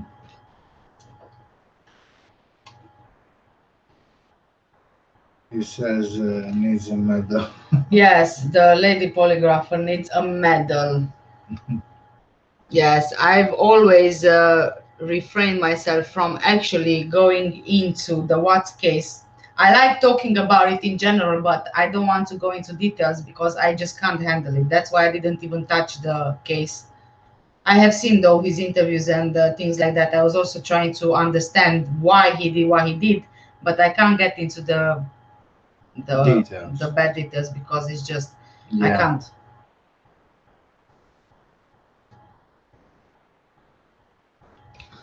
Although I think Trizelle is a slippery character. Did you notice Chief Walker said that the adoptive parents had their tech back and they still haven't shared up-to-date pics of the boys? Well, Slippery slope. Yes, he is a slippery character. I agree. Yes, and also Chief Walker just said in his latest interview that it seems that they even got new phones. And when Perla was asking him about any new photos that the police got hold of, he didn't really say much. And then that's when he said that the phones and the tech are with the FBI. So Yeah, it's very interesting that they don't have any updated photos of the boys. and they don't want to share either. Yes, and it is in their interest to share updated photos of the Yeah. boys. Bernadette saying, I mean, the boys could have been playing hide and seek and could have been under the van or in the van, but he never looked. Yes, Bernadette, you are right. Yes, they could have done that. Yes, that's true. But he Yeah. never looked. No. Which to me shows that he knew exactly where the boys were. That's why. And but there is another thing. If he noticed that security footage, I'm still stuck on that because it's not so far from his house and he can spot it from his own backyard. If he did notice that security footage, did he behave the way he did because he's arrogant? And he's like, oh, I don't care, you know, because anyway, they won't find out what happened. Or did he genuinely not notice that security cam there? Well, I really have no idea about that, but that's a good question. I mean, you put two in one there, so yeah, two options in one there. JD saying, Kat, you need to research the case. It's bad what he did, but seeing the evidence and other things was so great to see. I can't really look into it, JD, because I've got kids. We have kids, and it's awful. I mean, Me for one, I can't get myself to describe why he did the way he did it. I can't because it's just too much. I can talk about him, whatever. I can give you my opinion on him. I can give you my sort of analysis, if you like, on his interview. I can talk to you about Nicole Chessinger, whatever her name is. yeah, But but the going way he into pushed the girls in the barrels is just it's just not. more so his pregnant wife when they I can't Yeah. even imagine what the investigators went through and the trauma they had when they had to unearth her body and when they noticed that the baby Was in between. was in Yeah. yeah, she pushed the baby out, her body pushed the baby out. That's Yeah. why it's I can't, sorry guys. No.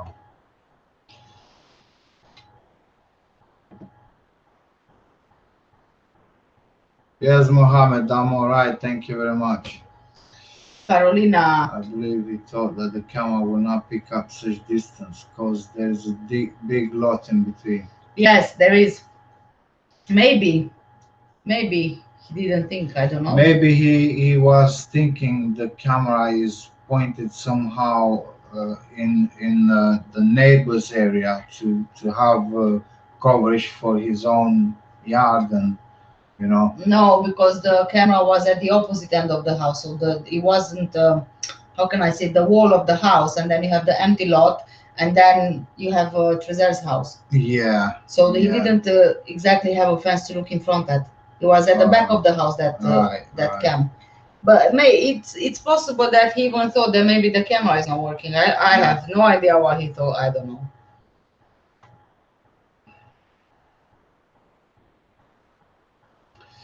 Well, JD says that About him. Yeah. Okay, I can talk about him. I don't mind talking about him. A lot of people were saying that he's narcissistic, but honestly, I don't believe he is narcissistic. And I believe that he did what he did because he was pushed by Nicole to do it. It was maybe more or less sort of an ultimatum. You either come with me, but I don't want you to have the burden of having kids and a wife who will always be nagging you. Why don't give me money for the kids and maintenance and things like that? Or if you don't do that, then I'm not going to be with you anymore. Or maybe she promised him the sky and the moon and the stars and a better life, and that she's sexier and whatever else. But he is a pathetic human being. You can't even call him a human being. And I'm going to end with this because I'm going to start calling him all sorts of different names. JD, regards to the West Boys, didn't they think if it was a hoax case, someone will have CCTV? If it was a hoax case, I don't think that they thought it's going to get where it is right now. As much attention. Yeah. Probably the same with the Madeleine McCann case. I keep comparing because they have their. Yeah, but they wanted to get as much coverage. They did. They want to, but I think that they wanted that initially so that the heat is off of them. But I don't think they expected that to last for as long as it did. They didn't realize that, but look at them now. Yeah. And now, if they would stop being in the media, then it would be suspicious after so many years.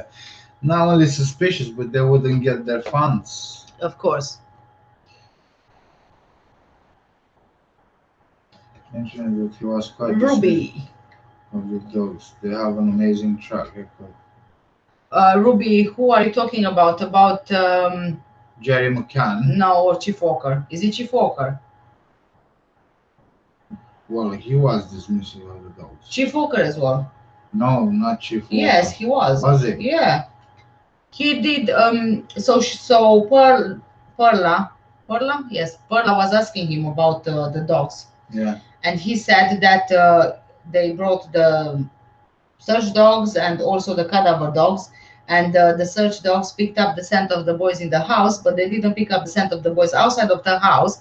And then he said that you can't really read too much into it if you don't have anything else apart from the dogs. The dogs are there as a tool, but you need to have much more information to, understand what happened. Yeah. Yeah, so. Yeah, got it.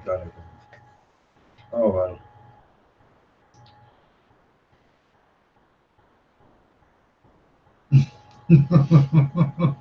Okay, good luck, Mohammed. I wish you all the best to become rich. With Madeleine wasn't any CCTV, and that was 2007. This was 2020 technology advanced as here compared to Madeleine. Very true. Advanced, yeah. But you see, did you see the kids? Did we see the kids? Who else did see the kids? Chief Walker was saying only them were the last ones to see the kids, and the grandpa. Yeah, and the adoptive grandparents, yes. So there is no other account from anyone else who said they've seen those kids. Yeah. So with all the technology and CCTV, there is no info on, on the kids. JD saying, was the house brought for cannabis growing, you think? Well, cannabis growing is legal in Car City, isn't it? As far as I understand. But this was a house. Before they bought it, this was a drug house. So they did grow cannabis there.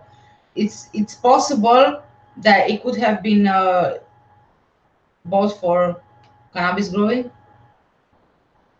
But it's legal. So that kind of gives a bit of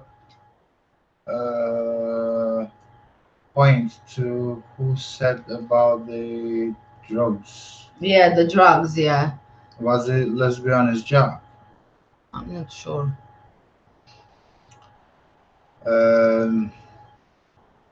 Yeah, let's be honest, Jack. Yeah.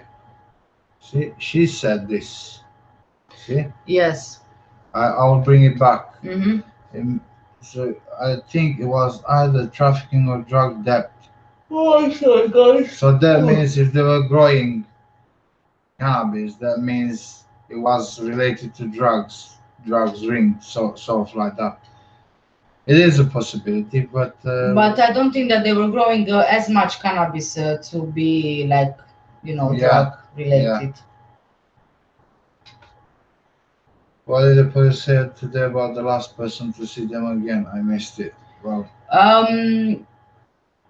the adoptive parent and the adoptive grandparents. That's Apart from them, there is no one else who saw the boys. Yes. Yeah. The chief worker was saying that a lot of people came forward saying that they have information about them, that they've seen them, but all of those were fake leads. Yeah. So, long story short, we are back to where we started. There's no new, nothing really. Yeah. It's so surprising though. It is really surprising. DJ Cook, are you still with us? Any idea what's happening in Car City right now? He didn't give us any update No, yet, he didn't. so I don't know. Catalina says the siblings saw them in the 19th as well. I can't remember where I heard this. The 19th. The siblings. Well, I am not sure.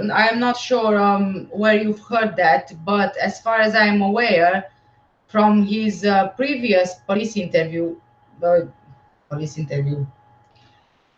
media interview, Chief Walker was saying that they did question the adoptive children and the biological children about when they've last seen the boys, but he didn't really want to say what the kids said.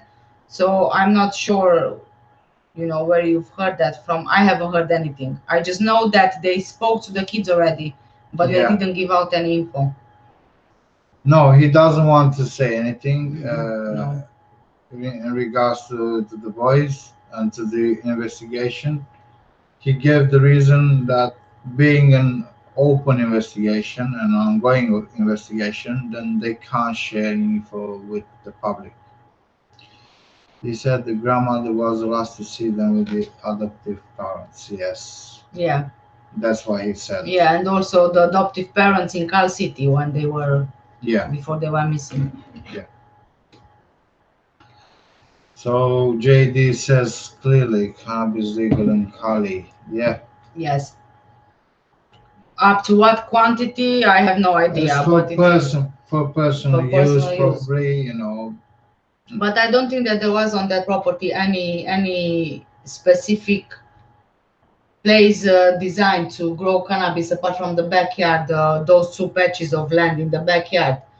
But I'm not sure, and I don't think that on that land you could grow as much as. It's not on the land. They have sort of in the attic, in the loft, as they say. They make it, with all sorts, with aluminum foil and all sorts of,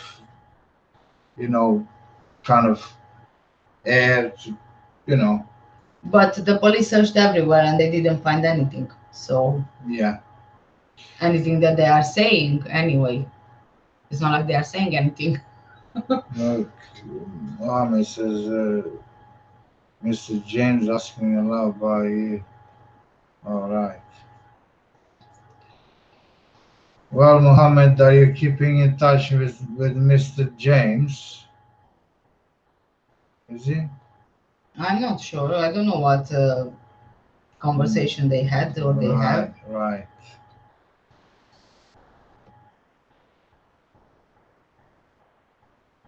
You can't take the kid's statement, the truth, as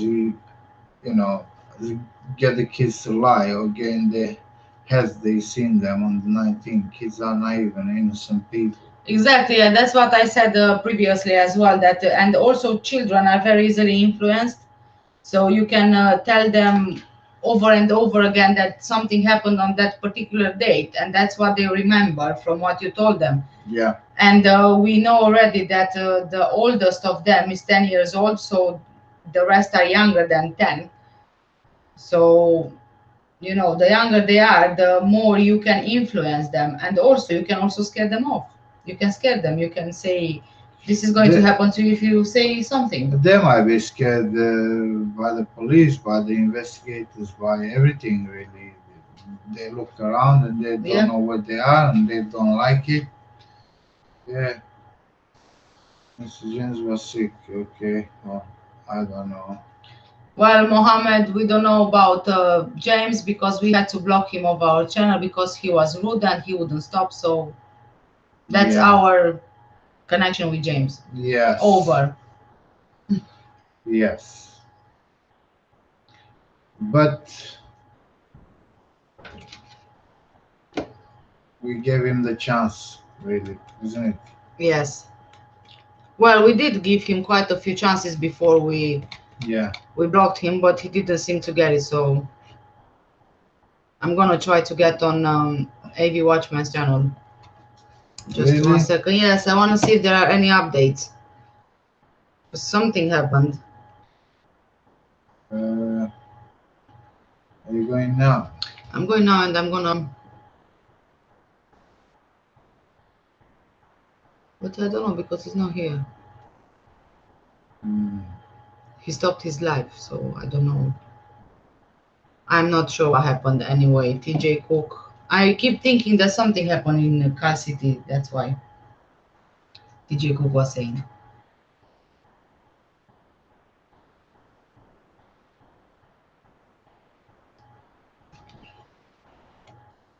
I agree 100%. Both even tennis can get to say 19th. Yeah, they can. They can. Yeah. And maybe you never know. Maybe they are even scared of the parents of Giselle and Jacqueline, and they would probably lie because they are scared of them. We don't know that, and I don't think that the children's statement should be taken into account and should be trusted. No, especially if they are but under 10. as far as I'm concerned, this is the only probably lead that they have out of parents and other sources. Yes. Because the kids were there up to 19. That's it. Yes. And they had the they've seen probably the Orrin and Orson if they were there on the 19th when they left. And also the most important thing is the date here, because who remembers the date? I mean, I asked my 11-year-old, do you know what date is today? No. Unless there is something really important happening on the day to make her remember the date. But otherwise, even I don't know what date it is unless I check on my phone or whatever. So how are those kids meant to know the date? And I started to forget as well. Yeah.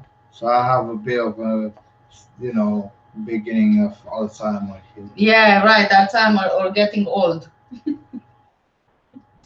Getting old. She always gets to me like that. Always. But no worries. I have a nice surprise. Yeah. I look forward to it. You guys want to take 5 to 10 to see what happened and start live in 10 minutes? If any new news. JD, I just checked quickly and there's nothing. No. The AV Watchman's live is not even on his channel, so I'm not sure unless he took it off in the meantime, but there's nothing there. I just checked. But TJ Cook knows. Yeah. Because he knew about it.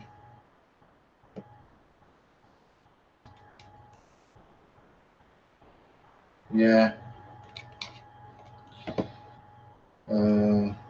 Refresh. Let's see.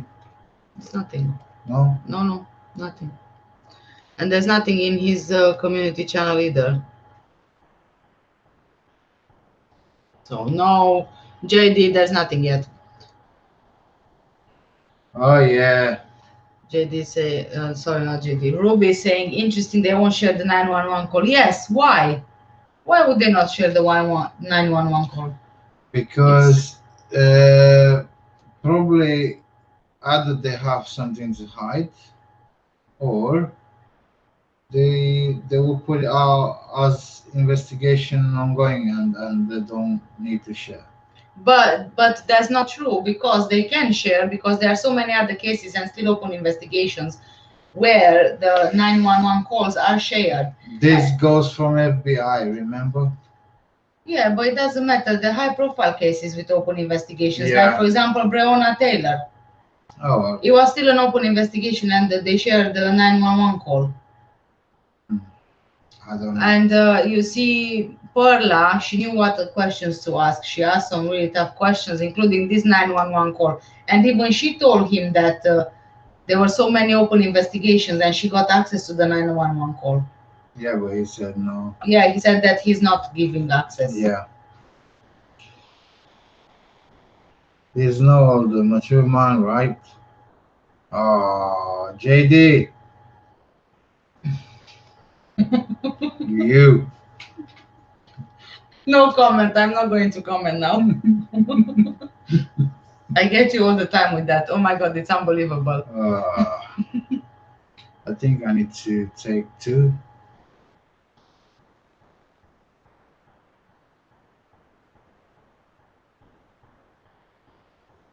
Okay, Mohammed, that's fine. Don't worry about Mohammed, it. we are talking about the case at hand here, Orrin and Yeah, Orson West. yeah.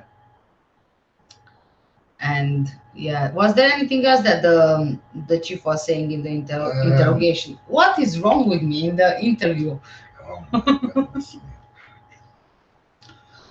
In the Um, interview, anything else? I'm not too sure.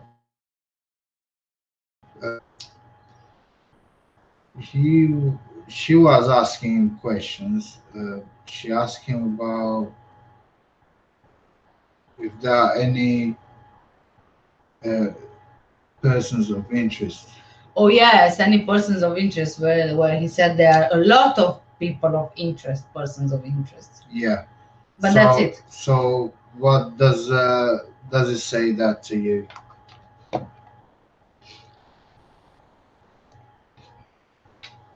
Can you say it?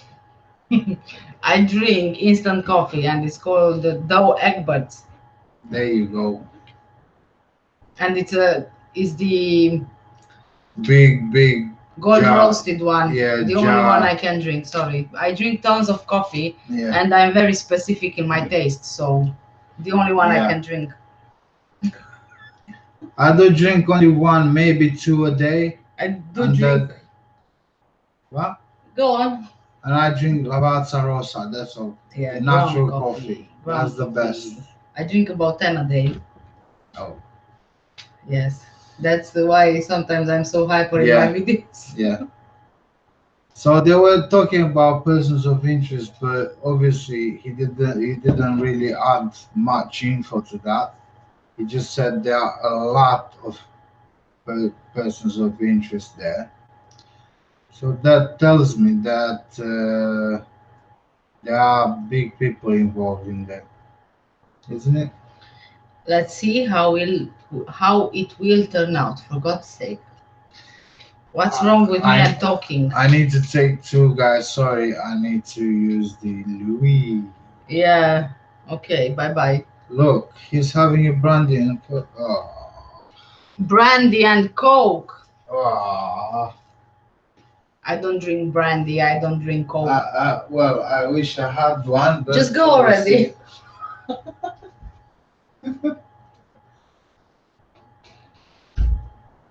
I don't drink alcohol. I don't like Coke. But enjoy.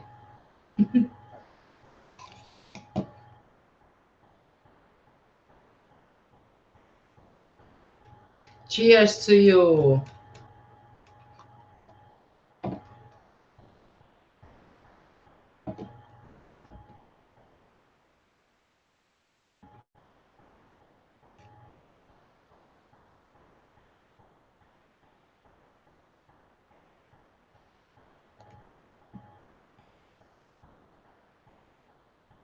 Anyone else active apart from JD?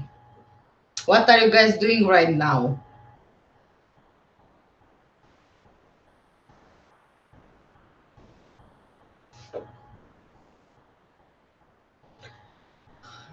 Talking about drinks. Carolina, since we are talking about drinks, do you drink coffee? By the way, Trezella and Catalina West, apparently a lot of tequila bottles were found in their bins.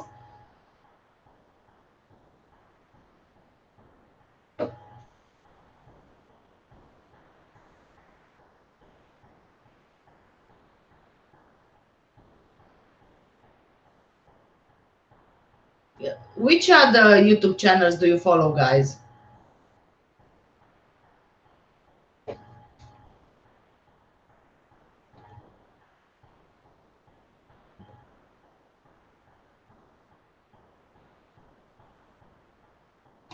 Well, not confirmed by the chief of police, not confirmed by Walker. The only thing that he said about evidence and whatever they collected was that they just collected a lot of evidence, potential evidence, bags full, including clothing and bed covers and toys, but he wasn't specific about the empty bottles.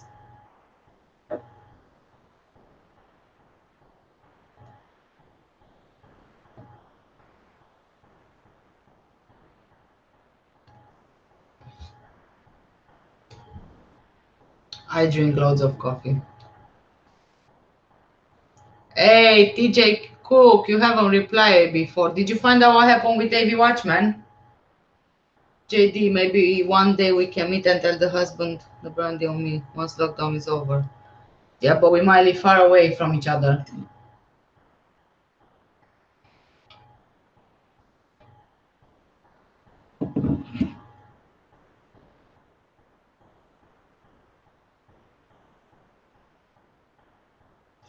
TJ Cook, enjoy your dinner.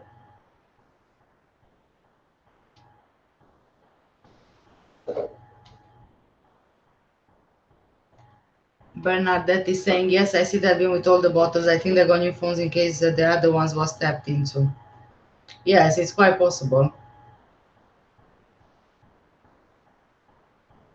If they did that, that means that they are definitely hiding something.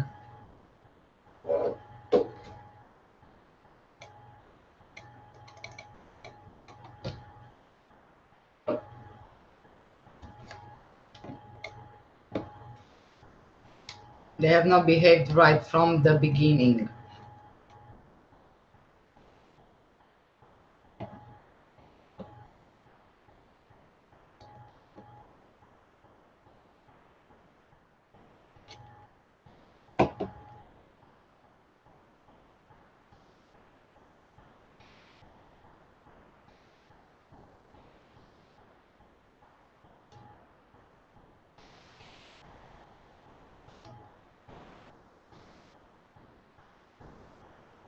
TJ Cook, are you still here? You still didn't find out what happened in Cass City?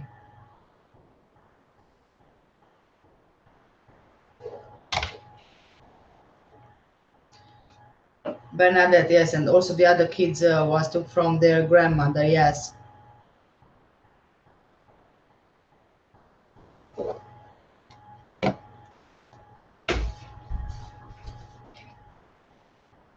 He thinks it's a documentary filming. Oh, all right. So then nothing happened, as in some bad stuff.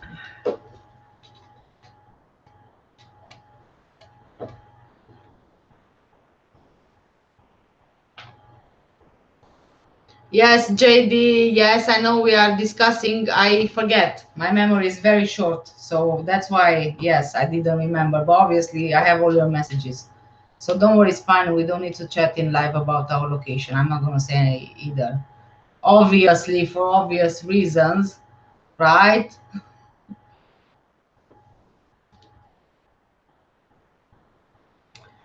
Carolina, I'd get a new phone or borrow an old one right away. Plus the fact the kids are missing. No way would I stay with no phone.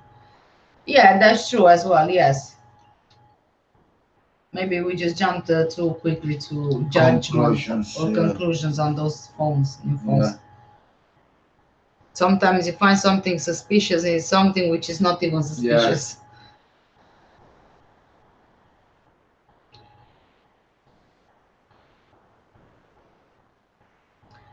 Thank you, Mohammed.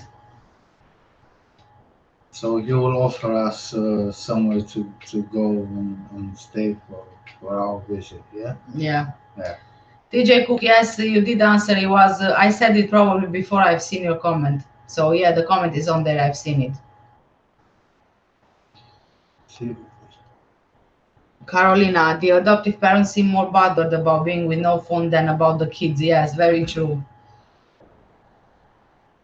And also the sex shopping. They was right on time for Valentine's Day. Oh yeah. Yes. Yeah, they had time for that. Yeah. Yep. Only them and the McCanns doing these kind of things when their kids go missing. Yeah. Yes. JD, you So, seen the Cecil Hotel documentary on Elisa? Yeah, Elisa Yam. Elisa Yam or Lam? Yam? Lam, I believe. I have seen the Cecil Hotel. Yes, I have. I've seen the documentary. Very, very interesting. Although the end really, really disappointed me because I did not expect those results from the police investigation. I still think it was foul play. I think it was foul play because there is that footage in the elevator, in the lift, which sort of shows like there was someone else there. But I won't be making a video on it simply because it's already been covered on YouTube for so much. So there's just going to be like repeating content here. So yeah. yeah. Yes, Carolina. Carolina, he was really them in the sex shop. Allegedly, yes, he was them. But I've seen a photo. I'm not sure if you've seen the same photo I have seen. It really looked strikingly similar to them as a comparison. Even with masks on, compare them with them in the press conference, and they are very similar. Yeah. I think they are unmistakable, especially the eyes. Juju. This is with my nail which fell off.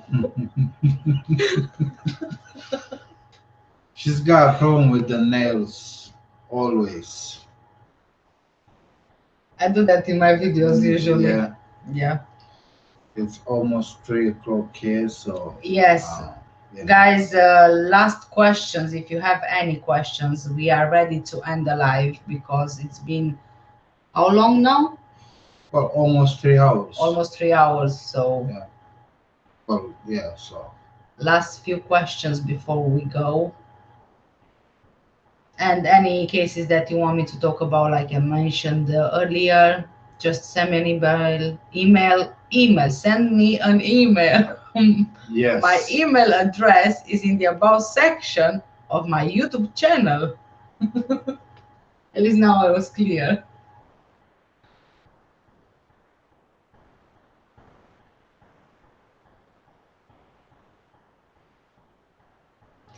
Oh my God.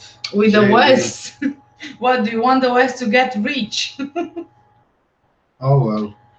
Well, again, It's Netflix who gets the, but not only Netflix. No, not only. Thank you, Bernadette. Thank you, Bernadette. I'm looking forward to your email. Thank you guys so much for joining in today's live. Again, I do apologize for being late. So many things happening. Always something happening when we have to go live for some reason. Yeah. Yes. JD, good night. TJ Cool, good night. Bernadette, good night. Good night. It's already too late for me. I'm losing my mind. There is an email you can't see on the phone. If you check on the phone, if you are on the desktop, you can. But I'm going to write it here as well.